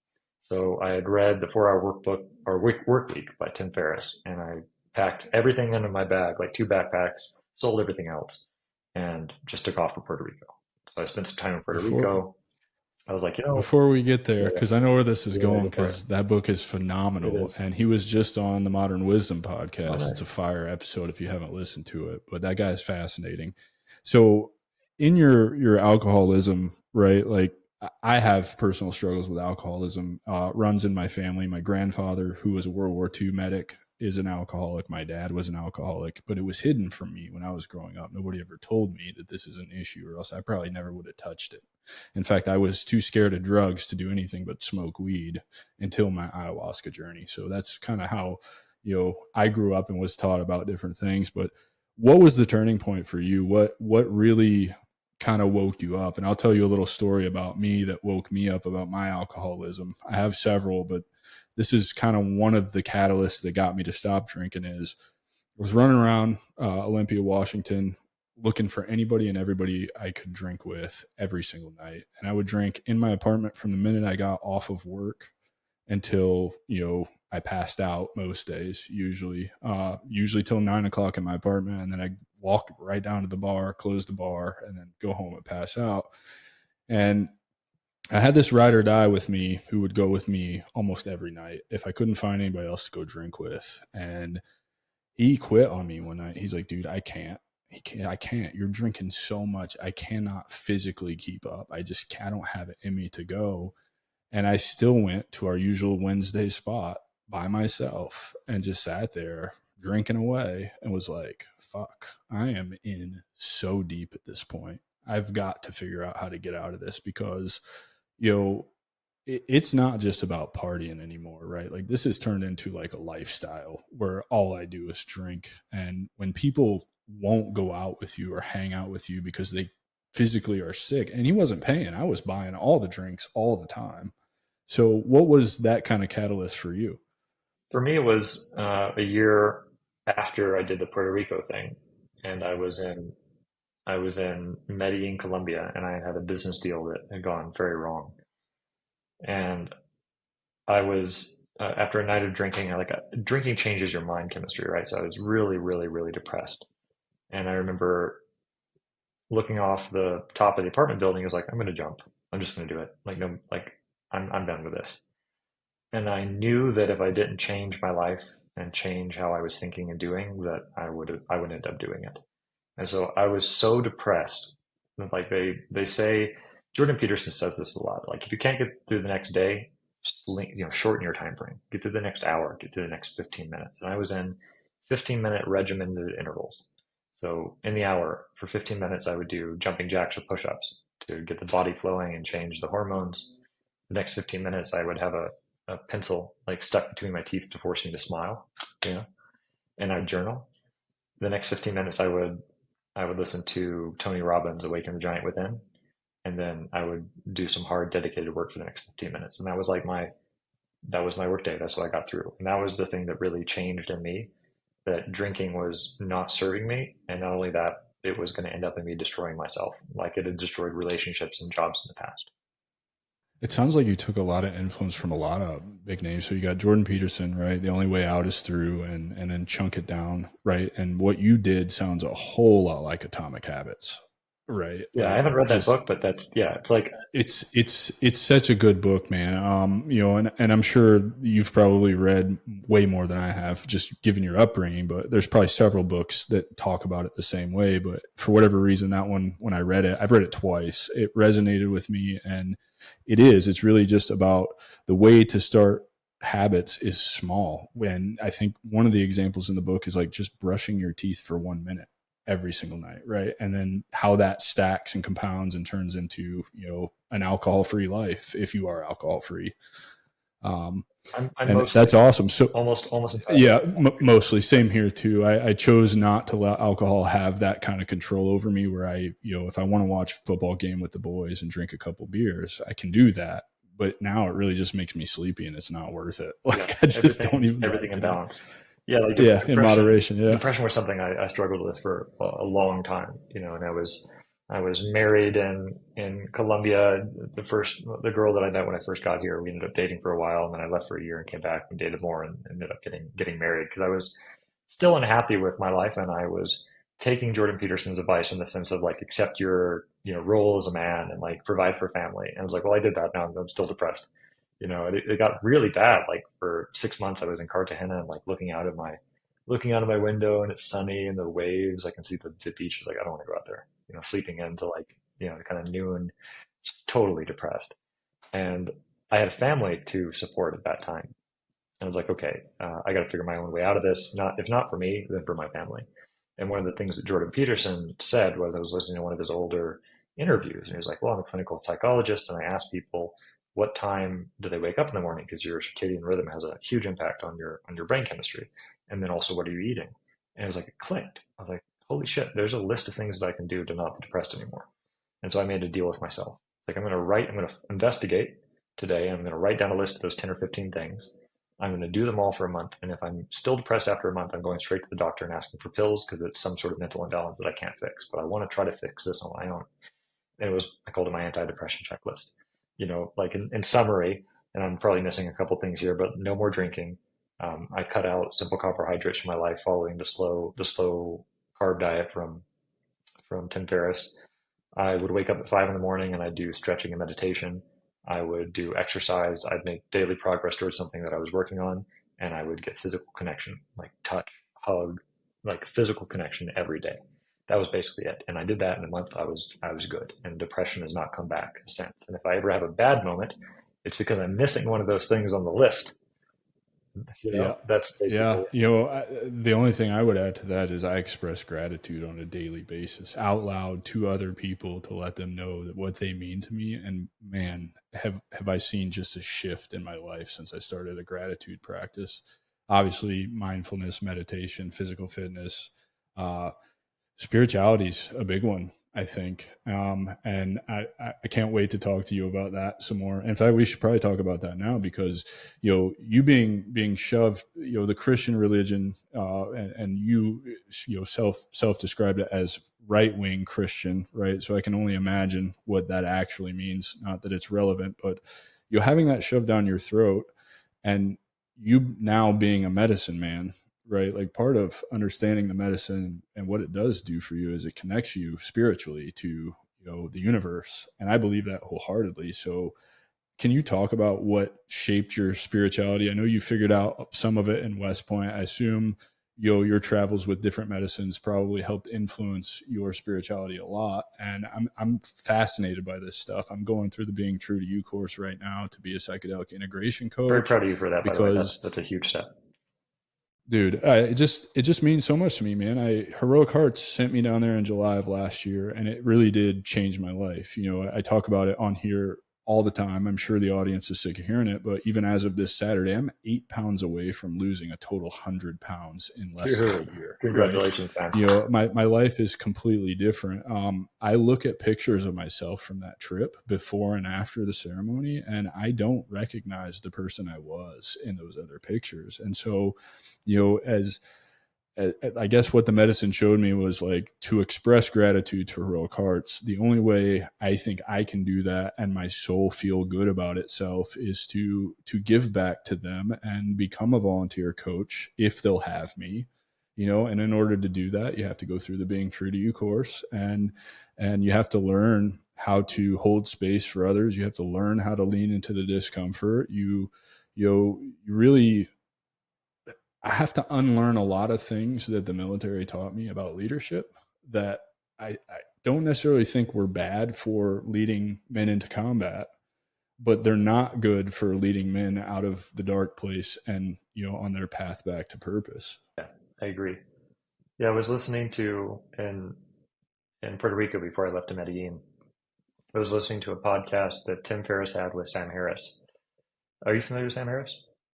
I'm not familiar with Sam Harris, but as I talk to more people and do more of these, the same several people keep coming up, Yeah, and he's Tim probably one of them. Ferriss has been one of them, and so Sam Harris has been one of them also. And as I have time, I've got a stack of books of that I'm trying to read that are recommended to me, and so I'm trying to get into all of it, but in due Well, time. there's one podcast that Sam Harris does, and it's called "Drugs and the Meaning of Life." It's his first blog post, and also his first podcast. It's 20 minutes, and I would highly recommend that to anyone that is looking into these other modalities of healing. So Sam Harris is a neuroscientist, and he's like militantly atheistic, which is a bit of religion in itself, which is kind of funny. But he said a lot of things that resonated with me. But one of those things was he early on in life experimented with a lot of different medicines or psychedelic drugs. One of those was LSD, and he gave an experience of one of his LSD trips, in the Himalayas, floating in a boat, and he was like, "Look, all these medicines show you different states of being, different states of consciousness. The ideal goal of them is not to stay in that all the time, but realize that you can access those states in your normal conscious waking." It's like, so, okay, well, what the hell am I missing? So I started taking quite a bit. Well, I started doing Vipassana meditation, and I started taking quite a bit of LSD. And that started opening my mind to other ways of being and other ways of seeing the world, which radically changed my openness. And I experimented also during this time with quite a bit of MDMA, taking it mindfully because most of the traditional psychedelics, as I'm sure you're aware, only affect the serotonin system. They don't affect the dopamine system, which for those of us that have addictive quantities or qualities, that's really a no-no. Stick away from the dopamine affecting ones. So I did, I don't know, I do an MDMA trip and wait 6 weeks. But I remember I took notes. Like, I mean, I'm a true geek at heart, man. I would take notes during all these experiences, all the acid experiences, all the MDMA. And during one of the MDMA experiences, like I was really struggling with this moment of kind of opening up myself to connections and like empathy. Like I was not a very empathetic guy. And I remember I walked into the bar and some MDMA, and this bartender had known that I had been there and asked for some water. And I walk up and he's like, "Hey, Scotty, would you like another water?" And I thought that was so cool. I was like, this, how do you remember my name, man? That's awesome. Like anybody that's been on MDMA is going to resonate with this experience, right? But that pinged something in me. It's like, okay, so this drug, this medicine is showing me a different state of being, in which I'm more empathetic and showing gratitude to people that take awareness of me. That's amazing. So how can I implement that in my life? So every one of these experiences would direct me towards something that I could change about my own life. And from that day, I started working on a primary focus of developing empathy, right? Yeah, So that was kind of yeah, my early, it's yeah, that amazing. was my early experiences, and that led me into being here in Colombia for a while. Yahe and ayahuasca. Yahe is the Colombian version of ayahuasca, and it's really rooted in the traditions and the culture here. And so one of my friends, another Army veteran, Jonathan Lang, who's a really really close friend of mine here. You should have him on the podcast, and he's a wonderful guy, a Definitely, man. Cav Scout I'd actually. love for you to make the Yeah, I introduction, definitely man. will, I'd man. love it. He's so amazing. And I remember so the medicine that I took, rapé just now, it's tobacco powder, and the medicine that I'm also taking, mambe and ambir. Mambe is powdered coca leaf with aruma, which is a alkaline substance, and then no, I'm showing you my iPods.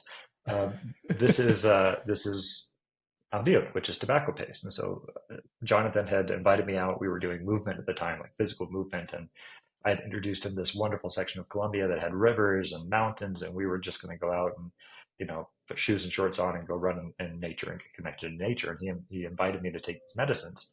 And rapé, for those that have not taken it, is kind of brutal, especially the first time you take it. It can make you feel like nauseous or queasy or give you a headache. And I had all of those things. So I was like, this is a crazy hippie. Like, why would you even give me these medicines? This seems like a horrible way to live. I'm never going to take it again. And so he introduced me to this Taita that was living, I don't know, 10 or 15 minutes away in the mountains. And I ended up taking ayahuasca with him, and nothing happened.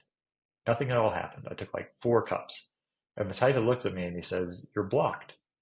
And I thought this guy was trying to take advantage of me. I was so naive, and I thought he was just trying to get more money out of me. And I turned away, and I didn't take ayahuasca for another year. But that opened a door within me. And ayahuasca showed me the path to looking at my trauma and the things that I was doing in my life in a different way. And it really changed me. And so I started taking ayahuasca, and then I met this wonderful, wonderful teacher, Abuela Gloria. Gloria Gonzalez, based out of Medellin, Colombia. She's a Colombian, and she's trained for the last 30, 35 years with the Mexica tradition, which is the Aztecs and Incans, and she provides temescals, which is a sweat lodge. It's very closely related to the Inipi of the Lakota and the Native Americans. So that's basically like you get in a little dome and put in rocks and you sweat, and it's very physically difficult. She also does things like the Vision Quest, which is 4 days, 4 nights with no food and no water. You get on a mountain, you do it alone. And so that's a huge, huge test physically, mentally, and spiritually. But she saw something in me. And I said, "Look, I crawled out of the Temescal. I was muddy because I was laying on the ground and I was just trying to breathe. I was like, I hated the entire experience, but I also loved it. I want to learn. So how can I learn?" And she says, "Show up next week." So I show up the week next, and she says, "Okay, great. Learn how to work the fire." So she taught me how to work the fire and become a ceremonial fireman, an hombre de fuego, as we say in our tradition. And from there, the entire world opened up. And now I'm a medicine man because of that, because she saw something in me and trained me and showed me other ways of being. That, and combined with my 10, 15-year path of personal development, led me to want to help people. And that's why I'm here now. I love it, man. It's so we could do an entire show for hours on psychedelics and the benefits and just, I'm like you, I journaled my entire ayahuasca experience, all I think 8 days total to include the travel. And I'm not a writer. I don't find the benefit in sitting down and writing down my thought. It's just never been something that resonates with me.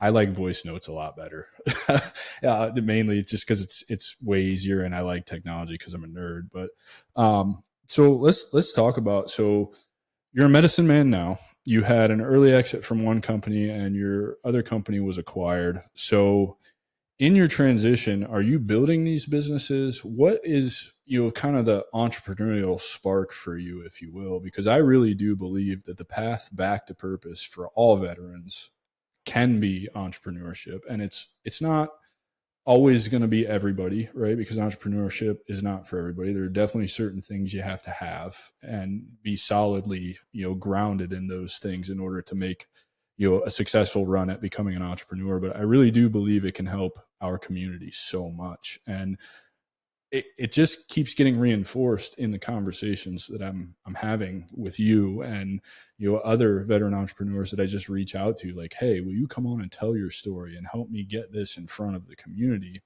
It's just becoming more and more apparent that, like, they're all relatively happy.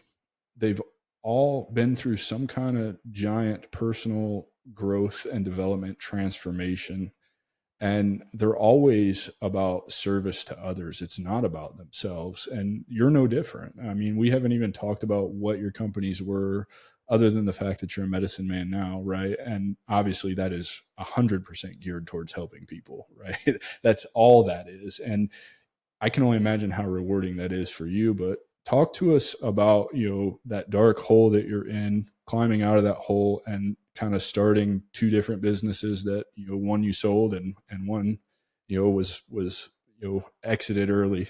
Yeah, I mean, I would say that entrepreneurship can be a wonderful path out, but what we really need is a driving purpose and identity.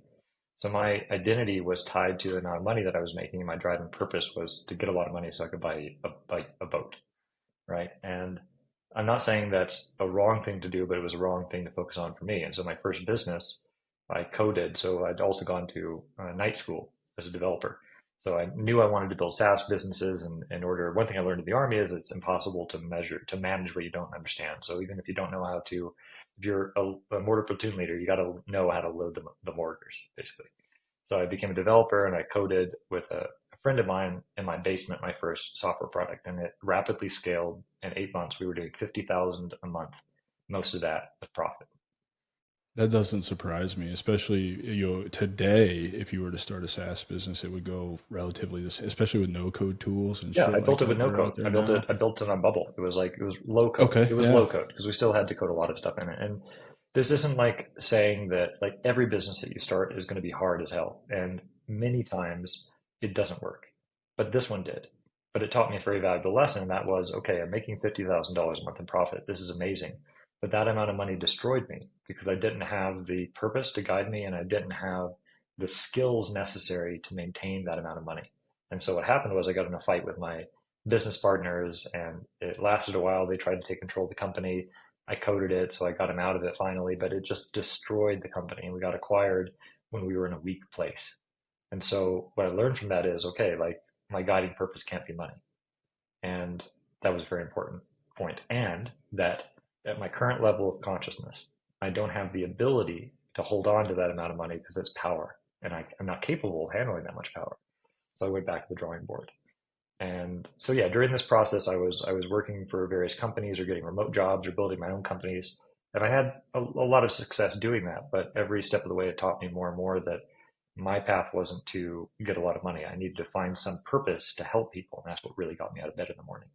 And that's what eventually led me to the creation of Waking Warrior, which is the combination of the work that I'm doing in the spiritual realm and a wedding, like a combination, like bringing in the love that I have for my fellow veterans and men. I've been doing a lot of men's work and building and guiding and leading communities of men here in Colombia.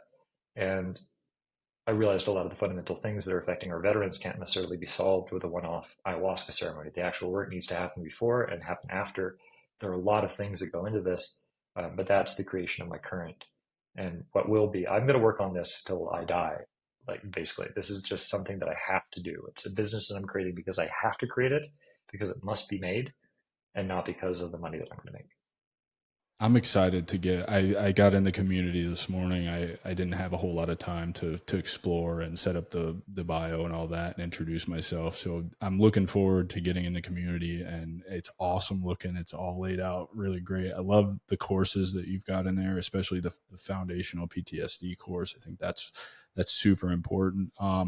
So my audience, I've asked them for feedback and they have delivered. And so I have three audience questions, listener questions that I'd like to ask you, kind of jumping ahead first, and then we'll come back to the building out of, the businesses and your journey into medicine and all that. And then I'll let you go, man. But the first question is, what mistakes ended up helping you more or most towards success?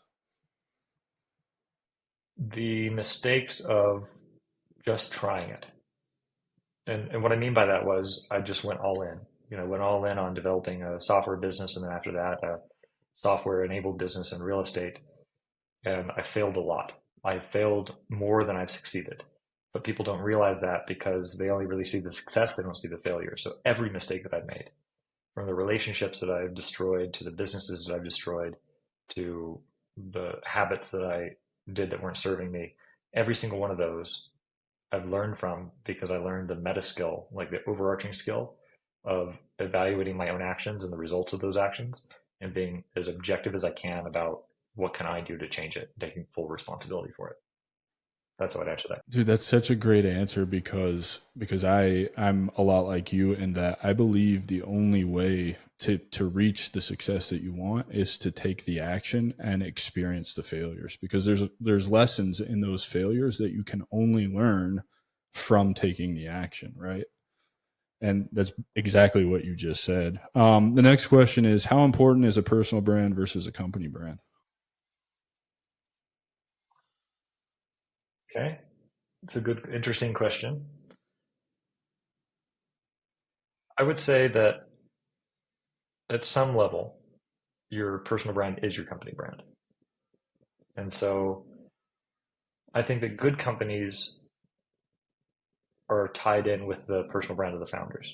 And it goes to a level of integrity. Like your personal brand and the way that you live your life has to be something that people resonate with. And if you do branding properly, then that infuses the business and the people and clients that you serve are attracted to that because of you. And if you're living in integrity, that's an overall good thing. I love that answer, man. That's such a good one. And this one may be hard for you to answer because it sounds like your first business scaled pretty quickly. $50,000 a month in 8 months is pretty great. So, what helped you scale for the first time? What was it that helped you scale? Mm. 1 minute, I took from Bombay. I need to. Yeah, you're good. You're good. That's on me, man. Mm. I should have talked a I thought little it bit was more. going to be a Hey, you longer. I guys thought can it was send going to your be a longer list. question. No. Yeah, you guys can send your listener questions to Pete at thestrategicveteran.com. If you want to ask any of our guests any questions, or if there's business information that I'm not doing a good job of presenting to you, please email, give your feedback. If you have suggestions for guests, we're open. We want as many people as possible. The whole point of the show is to provide as much value as we can in however long the conversations turn out to be. I love that. Thanks for the time. The Bombay is presently Yeah, situated. That yeah, is good. yeah, yeah, yeah. So I got you. I got your back. one super important, the reason why my first business scaled so quickly is because we had realized a problem that we'd faced ourselves. The problem was, so the SaaS business was before a lot of these autoresponders had come out, we were realizing that as digital marketers, we were sending leads to companies that we were helping, and we were good at it. We were sending them a lot of leads, but most companies are very bad at follow-up, meaning, you get a lead in, you really have to work with them.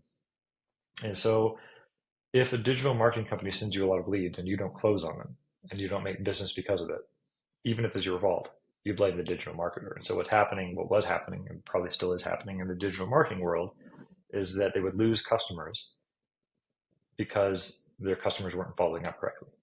And so we decided to solve that problem because in the digital marketing world, at least at this time, you spent about as much money to acquire a client as you made in the first month. So you need to keep clients for multiple months. And so what we did was we went to digital marketing agencies and said, hey, we've got a solution to this problem. And so if you make this software system, if you make all of your clients use it, you'll keep them for longer. And so what we did was we solved a problem for people that were solving problems for others. They made it mandatory for their clients. They kept their clients longer. They made a lot of money. And what we got was people that were reselling our product for free, right? And so that's how we acquired That's all of our sick. customers. It was amazing. It's almost like a go high level play. Almost like a go high level play. And so this is why a lot of successful businesses in the SaaS space are using this. So with go high level, you make a good affiliate commission. You can build out a lot of stuff and in fact, it's actually like what I'm using to build my community, just because it has everything you kind of need in one. And so When you can white label it too, yeah, right? So yeah, you can white label. So yeah, it's super great. It's super great. But that was what helped me scale. And at some level, so Waking Warrior, which I'm sure we'll get into later, it's not designed to make money. It will, I'm sure, eventually, because there's things that I can do to help. But the entire platform, the basis, the community, the courses, the things that I'm doing are all for free. So I'm working day jobs to make sure that this is successful and can be sustained. But the driving purpose behind this is to help people and to help veterans specifically. Now, what I'm doing is a lot of things like you're doing this podcast. You're bringing in people and getting their stories and asking them questions that are interesting to your listeners and that overall make us better people. And when you give me my podcast link, I'm going to go share it. It's going to bring attention to what you're doing. So a lot of what I'm doing in this community is doing that so that other people can share their stories and also incentivize them to share it with others, a way of benefiting them to benefit the overall community. dude, that's such a great answer because in that answer, there's a couple of key points. First of all, you were able to scale so fast because, and I have a sales background. I was in the insurance industry, and no one ever taught me the importance of follow up. And so for you to capitalize on that, it's I think probably the most overlooked thing in sales. If I was a betting man, I'd put a lot of money on that being the thing that people don't do much. And the power is in the follow up, and you proved it, right? Because you built a software that solved the problem of follow up. And I'm sure it was probably a pretty simple fix. You just have to automate some It was a things, pretty right? simple Automate fix your touch points, with some spice. automate the calls because most people aren't going to pick up your call anyway. Automate the voicemails, automate the text messages, and automate the emails. And I have been in several different insurance companies as a 1099 contractor working for myself. And every single CRM with every company I've ever been to has all of those features But built most of them in still don't because even use of, it. Use and they Yeah, don't. most And, don't. I remember working at the Allstate agency, my agent, he didn't have a clue. He's like, why do I want to pay extra money for this? I was like, because you have 800 leads that you paid for here that I can't get a hold of, and I need to follow up with these dudes. And I'm one guy. You want me to call the other 100 leads that are coming in every day? Yeah, it was a pretty great system, not gonna lie. I mean, ringless voicemails, emails, and SMS messages. And this was before two-way SMS was really a thing. Nobody had this really. And then what I did was I trained an IBM Watson chatbot to identify for me based off the responses who was more interested in buying versus who wasn't. And so that, I mean, that Yeah. was fire, bro. Yeah, it sounds fire, dude. And then the other point that I wanted to make there is what you're doing with Waking Warrior and building a community. And what you said, this podcast doesn't make money. I assume, because I'm not going to quit, eventually it will make money. I mean, right? That's just kind of the nature of doing anything. If you do it for long enough and you're consistent, it will probably make some money.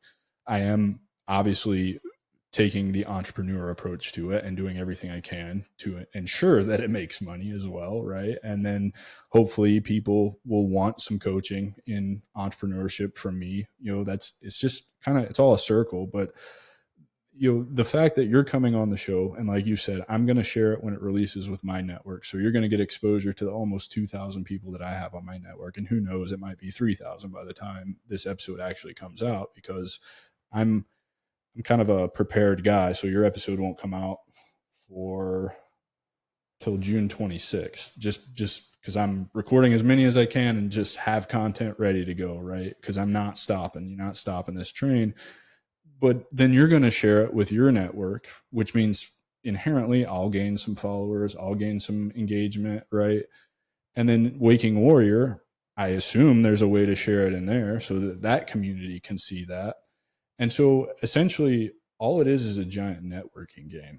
And I want you to speak a little bit about that point, because I was apprehensive to start reaching out to people, whether that be imposter syndrome or anxiety, because I just didn't think I had the smarts to talk to these people, or I was afraid to ask or whatever. But I've very quickly learned that networking, it's a vast majority of what you need to be successful as an entrepreneur. Would you agree to that? 100%. Yeah, and it's this idea that like people generally are good and they want to help other people. And if you come at them with the idea of like, hey, I'm doing something that really matters to me, especially with veterans, our community is so great at this. Hey, like, I'd love to get your feedback or your advice on this.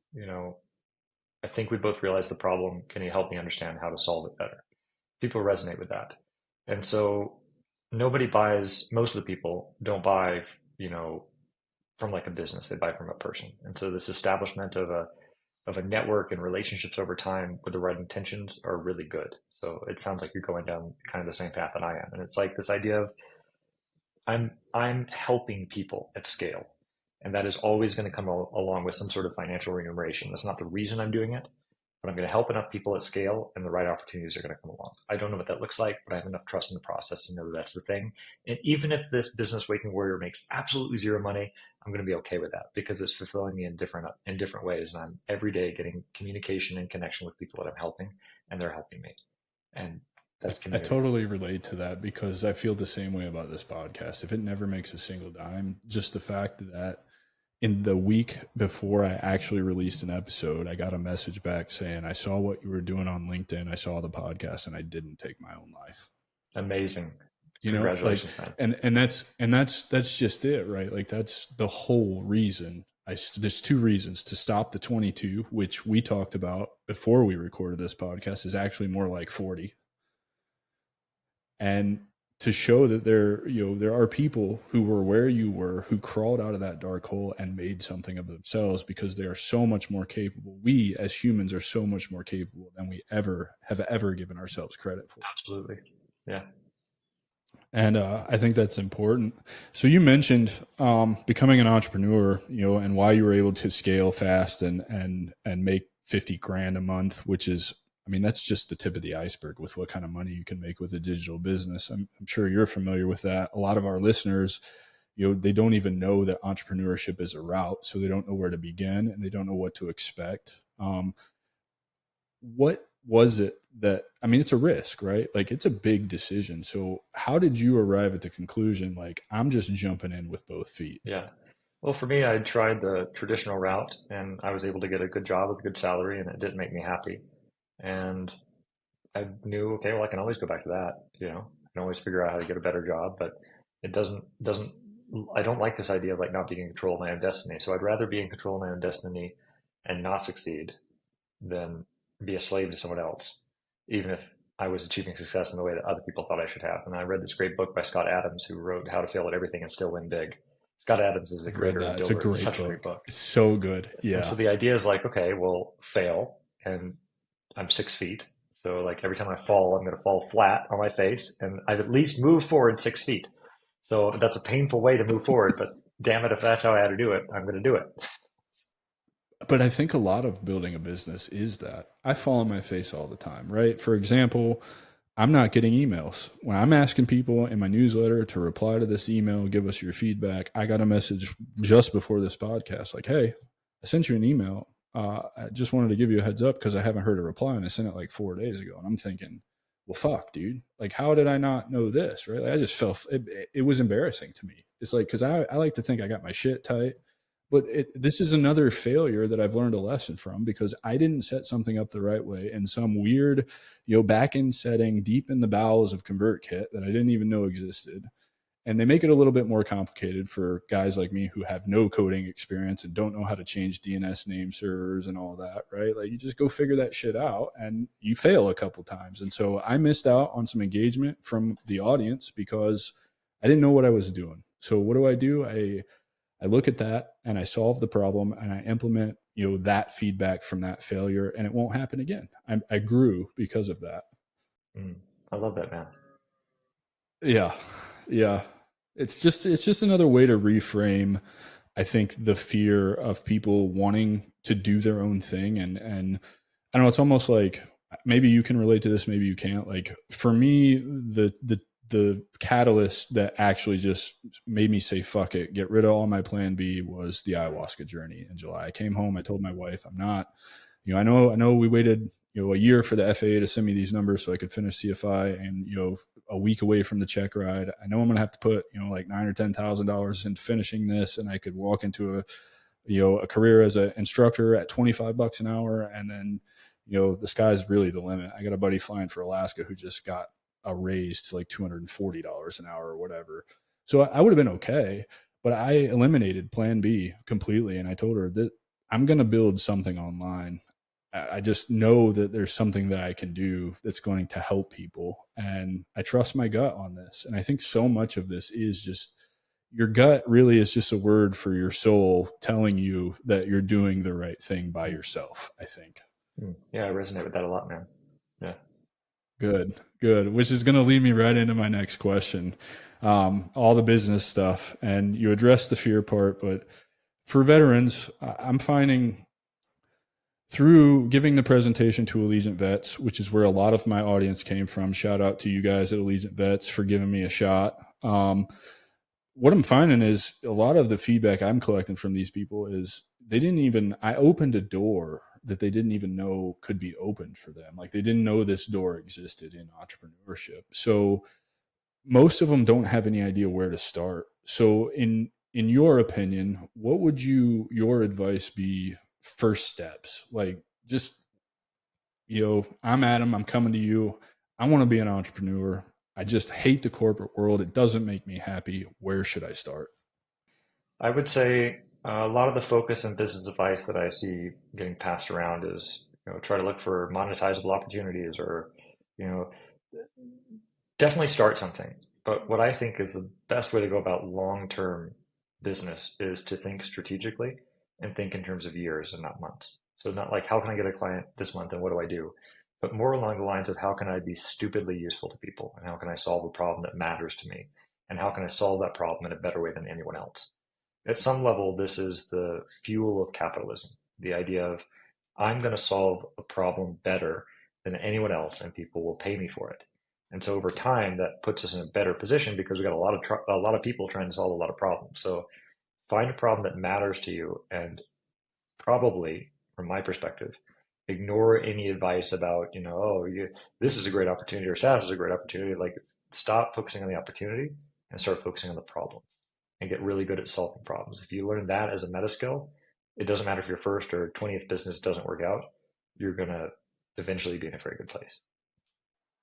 That's a great answer, man. I think the only thing, and you touched on it a little bit, I would add is just don't do it for the money, do it for the why. Why are what is it about pursuing this thing that makes you want to get out of bed every day? Because it's not money. I started my journey even after my ayahuasca trip thinking I have to make money. I've got a family to take care of, even though it's a wife and two dogs and it's not that demanding. But um, I quickly discovered when you focus on money, it's not great. It doesn't go well. When you start focusing on actually helping people, that's when everything started to change for me. I started giving away a bunch of free advice, asking people to jump on calls. How can I help you? Answering the DMs, right?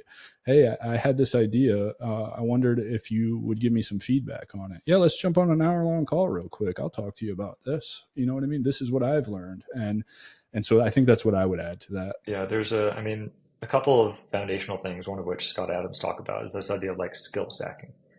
So it's very hard to become the number one basketball player in the world. You've got to become, you've got to be very tall, you've got to practice long, but it's not very hard to be the best basketball player or a very good basketball player and a very good coder, for example.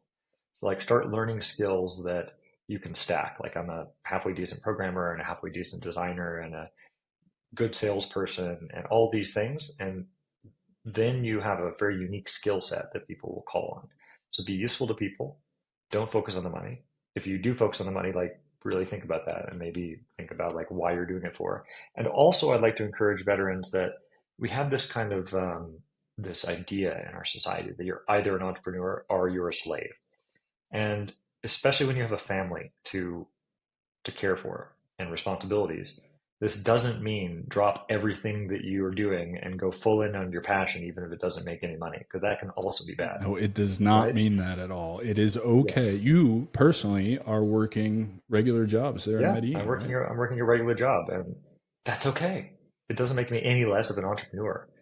What an entrepreneur means is that you're going to be pursuing things on the side, and then if one of them works out, then maybe you do that for your main gig when it's making enough money to support you and your family. So this kind of comes from Nassim Taleb's idea of a barbell strategy. I've got a job and I got a company.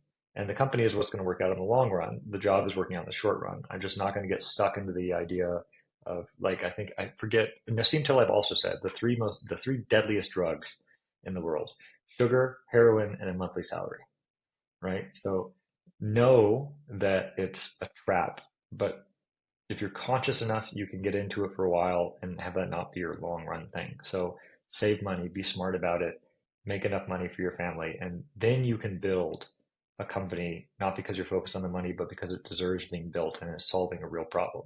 And then, buddy, you're onto Oh, I something. love that. Oh, I love that. I love that so much. So talk about some of the strategies that helped you grow your business successfully. Finding what, Any of them. yeah, well, there's a lot of stuff, but finding finding people that have been there and done that before, right? You don't hire coaches to give you information you don't know. You hire coaches because they can accelerate your process. So being okay to buy coaching for the result of I'm going to get to where I want to go faster, that's a good thing to do. Learning the meta skill of utilizing the power of technology to magnify yourself. So podcast is one of these things, right? We have this conversation and we've now created digital copies of ourselves, digital slaves that work for eternity now. We don't have to have the I same have conversation hours again. and hours of Yeah. content out of So this. that's Yeah. great. Content is a way of using technology to scale. LinkedIn automated messages is another way, doing it in a real way and not a spammy way. That helps me connect to hundreds and hundreds of veterans every single month without me having to send out all the individual messages because I do it with heart. Automation with heart. Another good way to do it. And then What is it? It's just using the tools as tools, not as replacements for your brain. exactly, yeah, it's to magnify your brain and not as a replacement for it. Um, Automation on a bad system will magnify the bad, right? But if you have a good Guilty system, as yeah, I charged. mean, Guilty we as all figure this charged. out. And at the end of the day, that's the thing. Like, take the advice. Some lessons you have to learn for yourself. But the mark of a really smart person is the fact that they can learn lessons from others vicariously. You know, so try to learn as few lessons from bad personal experience as you possibly can. I couldn't agree with that more. And, just to expand on that a little bit, investing in yourself, right? You said you don't get a coach to teach you things you don't know. You get a coach to accelerate your process. I've not paid for a coach. I've been blessed enough to just meet people who want to coach me because for whatever reason, I don't think that's that uncommon. The more and more people I meet, the more and more that I talk to, the more and more that tell me the same thing. I started coaching you because you're a cool dude and I saw potential on where you could go and you take action and you work hard, right? Like it's really all it takes. And so, you know, the networking piece again, it's that again, right? Like we're networking here and you should be building time, I think, into your calendar every week to just book meetings to just talk to people. I anytime somebody reaches out to me in the DMs like, "Hey, we should jump on a call," I am immediately, "Where's your link, or do you want me to send mine?" Like, let's get on the calendar as soon as possible because there's something to be learned in these conversations with people, whether it applies to your business right now or applies to your business after you're ready to go public. You just file that into your little tool vault and draw on it when you need it, and it makes you just that much better. So I like that, man. That's really, really I cool. would also say, like, for veterans, there are a ton of resources that exist. So wakingwarrior.org is one of those resources. Anybody is going to be happy to talk to you there. But there are also a lot of nonprofits like Veterati, for example. Veterati, I think, also .org, where you can hop on with military members that have signed up to be mentors, right? So you can search and find people that want to mentor you and that are happy to do so and have hour-long conversations with you whenever you want to schedule them. That is gold. No other community that I know of has that. So look for people to mentor you, look for people to coach. It doesn't mean buying coaching opportunities like you mentioned. There are a lot of places to do that for free. And then the other thing that I would mention is work on healing yourself from your trauma and work on making yourself a better person, because you will be very surprised to learn that the effect and success you have in business is very tied to yourself as a person and how you're living your life. And as you, I think this is a great segue into that because I, as I start developing an offer for a coaching program, I think a big part of what I'm going to teach is the mindset personal development piece because I agree with you. I think it's so important. So let's talk about that. It took me a cheat code in ayahuasca to understand that when you start doing the deep hard work on yourself, looking in the mirror, having those conversations, exploring those thoughts and feelings, and following all the way back to their roots, that you, not only your health improves, but every aspect of your life follows suit. So if you take care of yourself, everything else just for me started falling into place. Would you agree that that's kind of how it works? absolutely, man, 100%. Yeah, it's strange, and I think the reason I came to that conclusion is just because my ayahuasca journey showed me that everything is connected. Everything, we're all connected. Me and this desk, this camera, we all vibrate at frequencies. There's everything going on, and it's just all kind of connected. And in order for me to put out those good vibrations, that are essentially going to come back to me, I had to get my mind right, and I had to really, for me, it was about balance and reestablishing. I was overrun with just so much dark, right? I had to let that light come back in and balance me out. And so since that journey, kind of really all of my practices are to just maintain that balance. And it's not an even keel, right? Like there's ups and downs. It's just you want a nice sine wave, if you will, right? Not too low and not too high for too long, right? And just back to baseline. So talk about that part of it. What do you think is most essential to work on? Is it healing from traumas? Is it finding empathy? Is it being a servant leader? Is it all of them? Yeah. Well, this is one of the things that ayahuasca and similar plant medicines really help you do, because we believe the medicines have a consciousness and a real ability to direct our experience. And so With ayahuasca, for example, like I can't tell you what's the most important to work on for your life. The medicine tells you.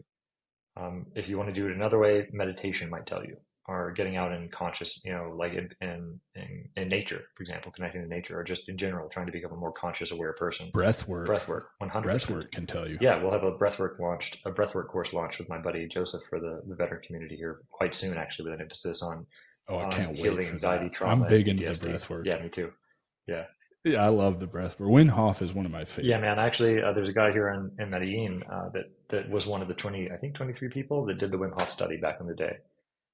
Like actually did the study with Wim Hof. So he does a lot of breath work. My buddy Joseph focuses on shamanic breathing. So yeah, like breathing is a wonderful way to do it. But work into these ways of getting more conscious. And those modalities will generally tell you what you need to work on the most. And so oftentimes it's not going to be what you think it is, right? And that's okay.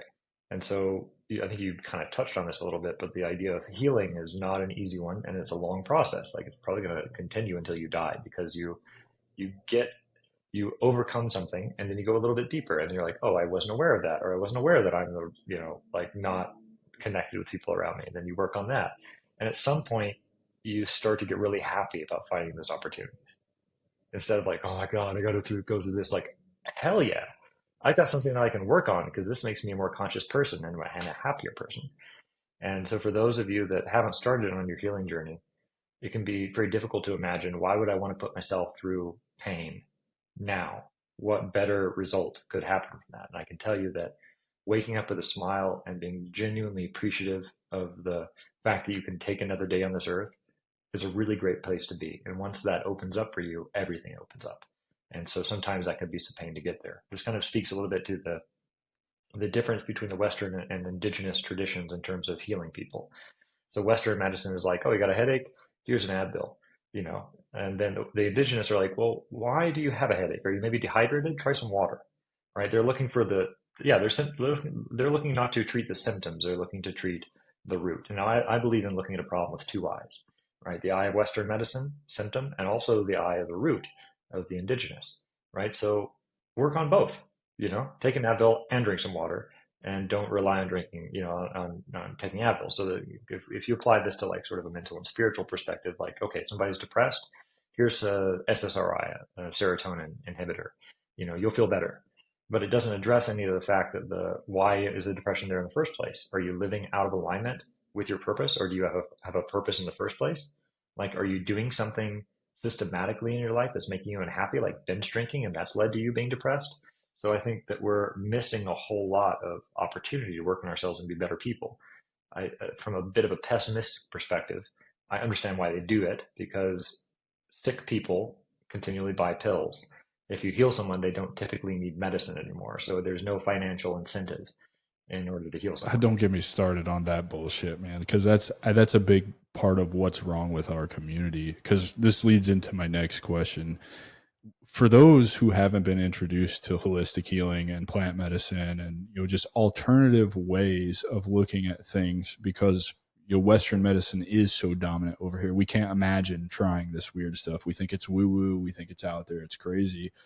What would you say to those people? Because I know this is a problem in our community. I've experienced it when I told people I was going to the jungle to do ayahuasca. They're like, oh, you're gonna go fucking have an experience, blah blah blah, and just like just completely dismissed it. And then here we are almost a year later, and they're reaching out to me like, hey brother, I might need to go do what you did because I've seen the changes that you've made, right? So dismissive at first, and now they want a piece of this. And automatically I'm thinking, well, the medicine got a hold of them, because the medicine starts working on you before you even know it starts working on you, right? Do you believe I that? do, 100%.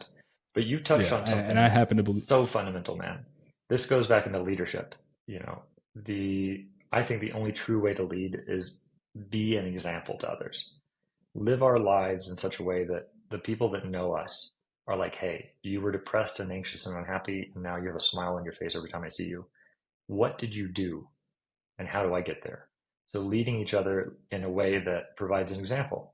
And again, that's kind of the point behind Waking Warrior, because like you and I healed a lot through plant medicines, but not everybody's going to be ready to take that. So the idea is like some people heal through therapy, others through through meditation or yoga, like whatever. And so what I want to do with my podcast is to have all these examples displayed. And within the community, I'm not here to push you into any sort of coaching program, but I am here to connect you with people that you resonate with. And if that's Adam, amazing. If that's John, also amazing. If that's me, great, awesome. So first, be a leader and shine by your example and invite others into that space with you. The second is veterans, take responsibility for your own damn lives and your own damn healing, because no one is going to do this for you. And so I talk like, Amen, brother. you just sit there and you throw your hands up. Oh, the VA didn't give me the help I wanted. I guess I'm just going to quit. Like, that's a weak way out. That's a weak way out. I'm sorry. I'm not sorry to say it, but it's like, it has to be said, because it's like this idea of blaming our problems on anything and everyone is, in my view, nothing more than a shirking of our own responsibility to take radical ownership of our own lives. You're probably not depressed because you're lacking a pill or the VA didn't give you the help you need. You're probably depressed because things are going on in your life, and that's okay. This is okay. And so a lot of fear comes in when we talk about these modalities, or feel about the fear about the healing journey in general, or just getting in a room with men and being vulnerable. Like, why would I do that? Like, that's not strength. Vulnerability is strength, and just take my word for it now, because like most of the people, that's not going to resonate with. But like, don't let fear hold you back. There was a buddy of mine, a wonderful shaman, Juan Pablo, his cousin, came to me. Well, actually, we were introduced. So his Juan Pablo's cousin had wanted to take ayahuasca for a while, was deeply afraid of it. And so I was working the fire before a ceremony, and this guy comes up to me and says, "Hey, I'm a veteran too." He was an army soldier, and he was a mail clerk in Afghanistan. And his helicopter got attacked and shot down, and they were in a 2-day firefight, just brutal. And he wasn't combat armed, so it scarred him a lot. And he came to me and said, "Look, I'm afraid to take an ayahuasca. I'm afraid of what I'm going to see." Okay, tell me what's going on in your life. I was like, "Well, I'm anxious. I'm depressed. I'm not sure if I'm suicidal, but I'm just really having a hard time connecting with people." This whole laundry list. I was like, okay. What are you afraid of in ayahuasca? Well, I'm afraid that I'm going to go right back to the firefight. It's okay. Well, here's the deal, man. Are you more afraid of continuing to live life in this unhappy way, or are you more afraid of healing and pushing through whatever is making it worse and getting to the root and changing your life? It took me 30 seconds. He's like, "Well, that's it, man. That's all I needed to hear." And he went into the ceremony. So I love that, man, because I was terrified. I was terrified when I went. I had no experience with anything but cannabis. Everybody from my cohort, some of the most 11 amazing people I've ever met my entire life, very close to them to this day. They were all like, "Bro, you going off the deep end with this one, like no experience, nothing." And you know, comes to find out, the facilitators are like, "That's the best way to it do it. generally is. It's the best way to Yeah, it do it." generally is. It's Yeah. kind of the meta level of business, right? It's like this idea of you can keep bunting balls. I think that's the term, right? Bunting, when you like smack it down to the Yeah. ground. You can keep doing that, and you can, Yeah. I guess, like make some meager progress through life, the same way that you might doing it if you were just say a corporate slave. Or you can keep swinging with the attempt to hit a home run, and it doesn't matter if you strike out 99 times. That home run is going to make Because you only got to the hit the home home run is run going to. You once. just got Yeah. to do it once, man. So yeah, like meta levels of take responsibility for your own life. Seek to be an And I example. think that's the most important part you're making here, is taking responsibility for your own life is the first step to taking the healing journey. You will not heal. You will not heal until you take ownership that this is your fault, and what you're going through you have control over. I believe that fundamentally at my core, and I don't think anybody's ever going to convince me Yeah. otherwise. It's not saying that, and I do fundamentally think that this is a deeper conversation, but I do think that everything that has happened to us is actually our own fault. But that's a separate conversation. But I'd love to have that conversation at yeah, some point. the things that it would involve us going into some stories of some chumas and some spiritual work that would turn off like 99.5% of the people that would ever listen to this. So let's have that offline That's or in fine. another conversation Yeah, that we mark we with will definitely have that caution, conversation muggles offline do for not sure. listen. But the idea is that, like, yeah, things have happened to us in our lives that generate trauma. But the defense mechanisms that the body creates to carry us through that oftentimes spin out of control and have negative effects on our life. And that is what we can change. We can't change what happened to us, but we can change the way that we react to it and the things in our life that we're doing because of it. That is definitely possible. And so at some level, you have to stop blaming what happened or who did it to you and say, okay, I can definitely change what I'm doing in my life. And what I'm doing in my life is harming me and others around me. Because what we don't realize is, like, yeah, PTSD, anxiety, depression, these things affect us, but they also affect everyone else that we're connected to, our support network, our wives, our children, our friends and family. This is very important stuff. And so I think that needs to be considered more. Yeah. Thanks for touching on that and going on this tangent with me. Sorry, I'm stepping off the I'm soapbox. just I'm yeah, no, man, and it's hard for me too because I am so passionate about plant medicine because I know what it's done for me. Like I'm walking proof that it's changed my life. It's I know several other people, that I took inspiration from, followed suit, went and did a journey of my own because it changed their lives, and I think it's important to be upfront about that and be like, hey, I avoided the VA for the specific reason I saw what the pills were doing to my friends, and so I do appreciate you indulging me on this tangent and opening it up for deeper conversations that maybe we can have in Waking Warrior. I think that would be a great conversation to have there. um let's back to the business stuff though. What are the common pitfalls? I want these guys to understand, like, from the very beginning I try to tell them, like you're not going to make $10,000 a month overnight. You're not going to do it in the first month. You're probably not going to do it in the first year, and if you do, you're probably an outlier. So you're going to encounter a lot of failure. 2 to 4 years is kind of more what I use as kind of like a timeline for people to actually make an income that they could probably not work a real job anymore. I don't know if I'm off on that. I think if you are disciplined enough to work your regular job and come home and then work your side hustle, you could do that. But what are just some pitfalls that you would point out, some of the bigger ones, or maybe some obscure ones that people don't know about when starting in entrepreneurship? Yeah. Well, I mean, one pitfall, which is not, I think, the most important, is this idea of I'm going to do this because other people are doing it. If a lot of other people are doing it, then you've probably not got something unique, you know? Like, don't follow the herd. Follow your own ideas, and your own ideas are generally created from problems that you have direct experience with solving or that are affecting you in some way. So, like, don't focus on the opportunities or don't focus on where people are going. Focus on your own problems and solve those. And you not only will you help yourself, but you'll help others along the way. And then what I think affects most entrepreneurs is head trash, imposter syndrome, anxiety. Is this going to work? Oh, I can't do this. I'm going to quit. Like you said, most businesses are not created overnight, and it's an outlier even to create a 50K business at 8 months. This is very much an outlier. We often underestimate what we can do in a decade and overestimate what we can do in a year. So think in a longer time frame and position yourself in such a way, either through savings or through working a part-time or full-time job, to where you can invest as much time as you need into it. And don't be afraid of failure, but don't go seeking it either. I love that answer, man, because I agree with everything you just said. I think it's definitely important to, especially what you said with the timeline, think in decades, don't think in years. Cause, I'm looking at coming up on a year since I started building. And it's like, holy shit, where did the time go? Like, there was no way I was ever going to cram enough, knowledge and action into the year to get to where I'm eventually going to go at the end of 10 years, 20 years, whatever, so I really like that. How do you measure success in your ventures? What is success? If everything ends tomorrow, how do you consider yourself Yeah. successful?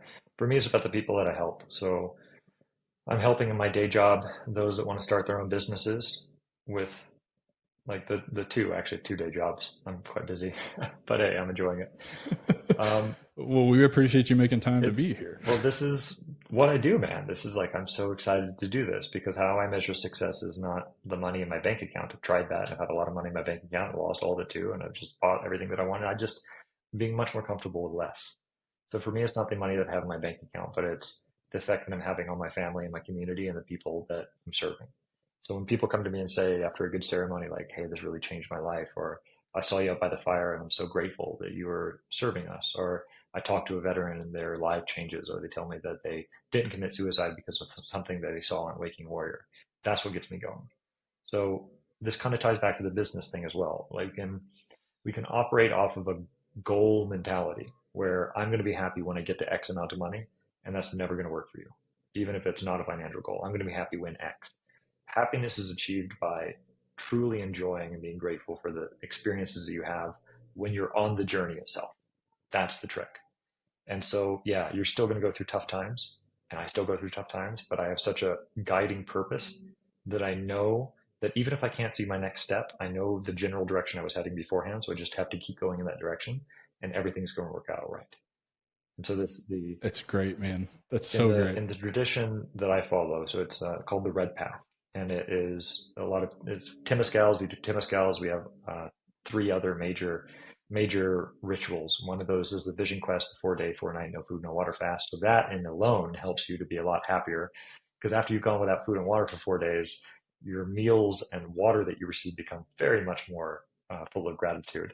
That's one thing. Another thing is the moon dance, where we don't eat and don't drink and we dance all night for 4 nights. Another is the sun dance. All of those traditions kind of boil down to a couple different ways of seeing the world. And one of those is the Lakota phrase, okahe. And it means today is a good day to die. And the idea behind that is not some sort of fatalistic, like I can die now, whatever. It's the idea of I have given my absolute best today in pursuit of something meaningful. I've supported my tribe. I've supported myself. I've worked hard. I've done whatever I could. And if this is the day that Great Spirit decides to remove me from this plane of existence, okay, hey, today is a good day to die. I surrender to it. And if you can get yourself to that point, you're like, man, this was a tough day, but it's something valuable, and I moved towards my own success and my own freedom, and I helped someone along the way. What a great way to live life. So great, man. I love that so much because it's very much what I do every day. Just I had a bad day Thursday. I worked half a day Friday. I said I'm gonna just reset, recharge, go do some mindfulness stuff outside, and Saturday morning, right back in front of the computer doing the work because it's fun. It really is fun. It's rewarding, and again, like I said earlier, right, the balance, not too high highs and not too low Exactly. lows. It's very I much don't balanced. dwell on those lows Yeah, anymore. it's very much balanced. I knew I was having a bad day, so I looked at those undisciplined thoughts, and it may have taken me a half a day to reframe them, but I'd rather lose half a day than lose 6 fucking months. Or You know worse, what I mean? continue. You can become a slave to your own business as well, or the things that you're doing. If you're so focused on the goal, you're like, no, I got to sit down and I got to crush it every day. This is the great problem that I have with the Gary Vaynerchucks of the world. You know, the alpha male type A, got to go get it. Like if you aren't making 100 sales calls a day, like I was like, guys, fucking calm down, man. This is the balance between the masculine and the feminine. The masculine, purposed and focused, and I got to do this. I got to do this thing all the time. The brute force Yeah, versus the finesse and then the approach. finesse of Yeah. like having space for yourself to like, hey, having a bad day and these thoughts are coming up, like, well, take space for those thoughts. Like go out and sit in nature for a little bit and say, look, I'm going to take some time off and I'm going to allow myself to flow. I might do something creative. And over time, you're going to move in a much more balanced way, because what most people forget, and it's easy to forget, especially for driven individuals like us, is this is a marathon, not a sprint. You have to maintain a pace that you can exist in and keep up going for a very long time, because you don't want to be in the cycle of like frenetically manically working for a while and then taking like a month off because your health is destroyed, right? Do yourself a favor and slow down if you feel like you need to slow down. Don't let anyone tell you that you can't take time for yourself. Be balanced. Take a breath. I agree. I agree 100%. And it may be slower or a little bit more detrimental to growth, but I do tend to work every day, 7 days a week. I do something to move the business forward or the to achieve the goal. But I'm also not afraid on a Wednesday when I got errands to run and I have the car, since we're a 1 car family, to go run those errands and shut the business down for a day. And it's good for me. It's good for the business. I get a lot of ideas. I feel refreshed, and it allows me to want to come in here and sit down in my office on Saturday and Sunday and crank out some emails or whatever needs to be done that I didn't get to because I chose to take that time off and better myself or keep myself from burning out. And so with that, I would ask you, is there been any kind of unconventional business wisdom that you've gotten on your journey that has really kind of unlocked some things for you that, I know you just touched on the Gary Vaynerchuk's and the Alex Hormozis. You should be working till you die and never stop working. I totally understand that. I come from the infantry world. You're a combat arms guy, so that's the world I was exposed to from 17 to 30. So that's very ingrained in me. The brute force it, but I have learned, in the balance between light and dark, like that's very much a very dark Yeah, approach, yeah, and it's not yeah, it very great. much And you're is. right, it does. It's work hard for 6 months, fall off a cliff for two or Yeah, three I months, prefer right? not to And do and that. then you're basically starting over. Yeah, I don't want to do that either. So, eh, where did you get that philosophy? Did you develop that your own, or was that some unconventional business wisdom from a The mentor that plants in you my had? spiritual walk told me that. The I don't think that the best businesses come from, and they can from, right? They can, right? But most of the best businesses don't come from this mental like decision of this is the way that I'm going to go into. You can definitely do that. It works for a lot of people. For me, this is more of a prayer. And so when I think of a prayer, I think of something that I put energy and time into, and a calling, a true calling of my heart, which is what Waking Warrior is, to see veteran men around me grow and become better people. That's what really drives me. And so sometimes you have to take some time off. Like I worked my last corporate job. Uh, there's a startup, a well-funded startup called Safety Wing. We were building the world's first country online. They brought me in a couple of years ago when they had launched their second business unit, and the second business unit was failing. So their objective was to build a health insurance that works in every country in the world, out of notable examples like North Korea. It won't work there. Don't go there. Um, and Yeah, I the mean, business was failing to the point where the partners they had chosen were trying to put them out of business. And so we were doing about $200,000 a year in annual revenue, and deeply unprofitable. And within a year, I built a team, and we were doing 7.5 million. Right, so that was my last corporate job, and I stacked up a pile of money, and then I just left. I left for a year and a half, and I did a lot of healing. I did a lot of ayahuasca. I did a lot of plant medicines, and I took care of my own internal garden. And the thing about an internal garden is flowers can bloom and it's taken care of. And flowers started to bloom, and this prayer, this calling of Waking Warrior happened, and then now I'm watering it.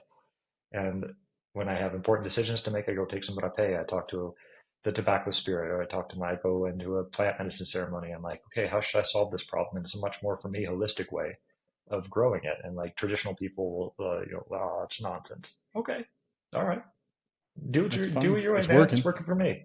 And Yeah, it's that's working. the Yeah. overall thing of it. Like it's given me my work with plant medicines has given me such a compassion and understanding that everyone's going to solve their problems through a different way. And plant medicines are not the solution for everyone. And they're not a solution in and of themselves either. They don't do the work for you. Nothing does the work for you. And no person can ever come to you and say, this is the way to heal, do it this way. No one can ever come to you and say, this is the way to do a business, do it this way. Take the advice and seek out advice from other people and filter that through your own experience. And if you don't have experience, go get some by failing or trying something, and just do that and find out a way that works for you. And when you find that way, be an example to others, either in business or healing or both. And keep in mind that everybody cuts the cake a different way, and that's okay. And be compassionate with them. Yeah, there's a million and one There's a ways to million do and it, one and ways to they're do it. all the right Yeah, way. it's just Yeah. find the way that works for you. And that's the guiding purpose and intention for Waking Warrior is I don't have a program to sell you. I have examples of people that have healed in different ways, and I will connect you with those people. Let's go. And so Let's let's fucking go. That's the right. unconventional way of building a business is what I've learned for me is I'm treating it like a prayer. Like Great Spirit, help this succeed and help it reach the veteran men that need it and help them live lives in a way that make others resonate with that and help me be a connector. Help me help people at scale. That's what drives me. Give me the Yes. strength to lead these people the direction that you've led me. Yeah, I totally relate to that because I'm building exactly the same way that you are. I just know if I keep showing up and I keep telling or help tell veteran entrepreneur stories, eventually it'll reach the right people and the world will be a better place. And that's that's all I can ask for, man. That's all I care about. Just so much fun, dude. Like when you when you get to talk to somebody else who understands plant medicine, who's been through it, and you've got way more experience than I do. I don't even claim to hold a Well, candle thankfully, to it's you, not a but competition. By the way, if you've gone to a couple, yeah, like, stop counting your ayahuasca ceremonies, people. I've been to 50 ceremonies. No one Yeah. cares. Just like the mark Yeah. of a noob is the person that's like saying, "Oh, I've done this many ceremonies." This is not a competition, and the amount of ceremonies you've Yeah, been I to. think the only time you can really talk about it is when people ask you at the ceremony, how many times have you done this? And you're like, this is my first time. Yeah, you're, and you're just like, you're that guy. and But that's okay. That's um, totally okay. You know. has your journey into entrepreneurship put any kind of undue strains on personal relationships, or has it helped mend personal relationships in your life that you can think of? And if so, why do you think that is? Well, certainly entrepreneurship requires a lot out of you. It requires a lot out of your time. And so I've solved that by just being like, I handle every relationship that I'm possible of handling in my life with open honesty, communication, and respect. I think that that's a fundamental way of doing it. That's my own level of integrity. And from there, it's like, look, I'm going to be honest with you and communicate that I don't have a lot of time, but what I want to do is be very mindful to make sure, like with your wife, like, hey, I'm working my ass off for this business, but I also want to make sure that I'm taking care of you. So how about we schedule some time to be mindful and just take half a day off or have a date night, do things in our relationship that monitor it and be that nourish it and that be really intentional about that. So if you're intentional about it, even if you're working two jobs during the daytime and building a company like I am, there's still space, and you need that space for yourself, and you need that space for the relationships in your life to flourish as well. So don't forget to water yourself, and don't forget to water your other relationships the same way you're watering your business. I, I love that answer because I think again it starts with watering yourself, right? And when again, I know I sound like a broken record, but when I started watering myself and doing the work on myself, my relationship with my wife improved, my relationship with my brother and my father and just so many people in my life improved, but also I walked a different way from some of, people in my life, and they're no longer a part of my life because that energy doesn't belong in my life anymore. And there'll always be a place for them if they can change their energy and kind of have a little wake up call and start doing the work. But unfortunately, it's just not, it doesn't serve me at this point in time. And I think being okay with that is kind of a point I'm trying to make here too, is like when you start healing, you're going to see things for what they really are, and you're going to be able to identify pretty quickly, if this is good for you or bad for you. And I think where a lot of people get hung up is on making the decision to get rid of those bad things in their life. Yeah, I mean, like relationships change and you change, and oftentimes when you encounter something that bad energy or something that triggers you, a lot of times, most of the time, that's a reflection on yourself, something in your own life that you're not dealing with or addressing. So if you're pissed off because a friend always makes commitments to you and never follows through with them, ask yourself, am I doing that to other people in any other aspect of my life? And so fix that about yourself first. And then if you fix that and in integrity, you can say, I'm honoring my word. Then, hey, friend, I really appreciate our relationship, but this isn't really working for me for this specific reason. There's always a spot in my life for you, but I can't continue this relationship or in the way that it's moved forward in my life because like this just doesn't really resonate with me. And have compassion for them and allow them to change. Like in every tribe, if there's a story of the Native American tribes member who lied to the tribe, and they say, well, we can kick you out of the tribe, or we can make you fight this boar, and you might die, but if you fight the boar and win, then it'll be a sign from Great Spirit that you're good to go. So like always allow people in your life the chance to redeem themselves. Don't be an asshole, but also take responsibility for your life, and that includes the relationships in it. So look at yourself first, fix yourself first, but also don't be afraid to call off relationships in your life because the idea of love, I think, is nothing more than a deep emotional desire for everyone to be healthy and happy. But in a relationship, you also have to love yourself. So I would not expect anyone to be in a relationship where they're not getting what they need out of it. So love yourself enough to understand that the relationships you're in, the people that you surround yourself with are important and will determine the direction and the ending point of your life. So be very careful about those. Dude, such a great answer, man. What's the future hold for Waking Warriors? What are you up to? What do you hope to accomplish by the end of the year? Just short term goal, long term goal, and then tell everybody where they can find you, and we'll get you out of man. here, man. I've taken up enough of your So you can time. find us at wakingwarrior.org. We're currently focused on men veterans. We also have an additional group for men in general. So if you're not a veteran, we have a space for you as well. The short-term goal is to get several hundred podcasts recorded and several thousand members in the group, because as a group we'll grow with the network effect. The more people that are in, the more valuable it is, etc. I'm launching a series of courses. The first one on PTSD is out, which looks at PTSD from a holistic healing perspective, about addressing the root trauma and also fixing your life. Meaning that what the plants teach us is that if we come down and we take ayahuasca and we go back to our same shitty diet and our same shitty friends and a job that fulfills us, etc., you're still not going to feel very good. So it's about focusing on these fundamental baseline areas of living our life in a good way. Long-term goal, I'm building a 130-acre nature retreat down here in Colombia where I want to bring men veterans and veterans of all types and eventually everyone down to do very specific healing work over a long period of time. Get involved in nature, take care of a cow, kick a baby goat in the butt if he tries to headbutt you, kind of thing. Connect to our masculinity again, and do some hard things, some things that challenge us, go through some rites of initiation. That's the long-term goal. And I would like nothing more than to be spending my life in leading men veterans with this community, and then also have those that want to get into a coaching program to find for themselves their healing path. Like the overarching idea of my program is not here's what worked for me, but here's what's worked for a lot of people. So let's look at your diet and your sleep patterns and your movement patterns and your happiness, your connection with other people in your life and your career path, and try some things like try meditation. Oh, I hated it. Okay, let's try yoga. Hated it. Okay, let's try connection with nature.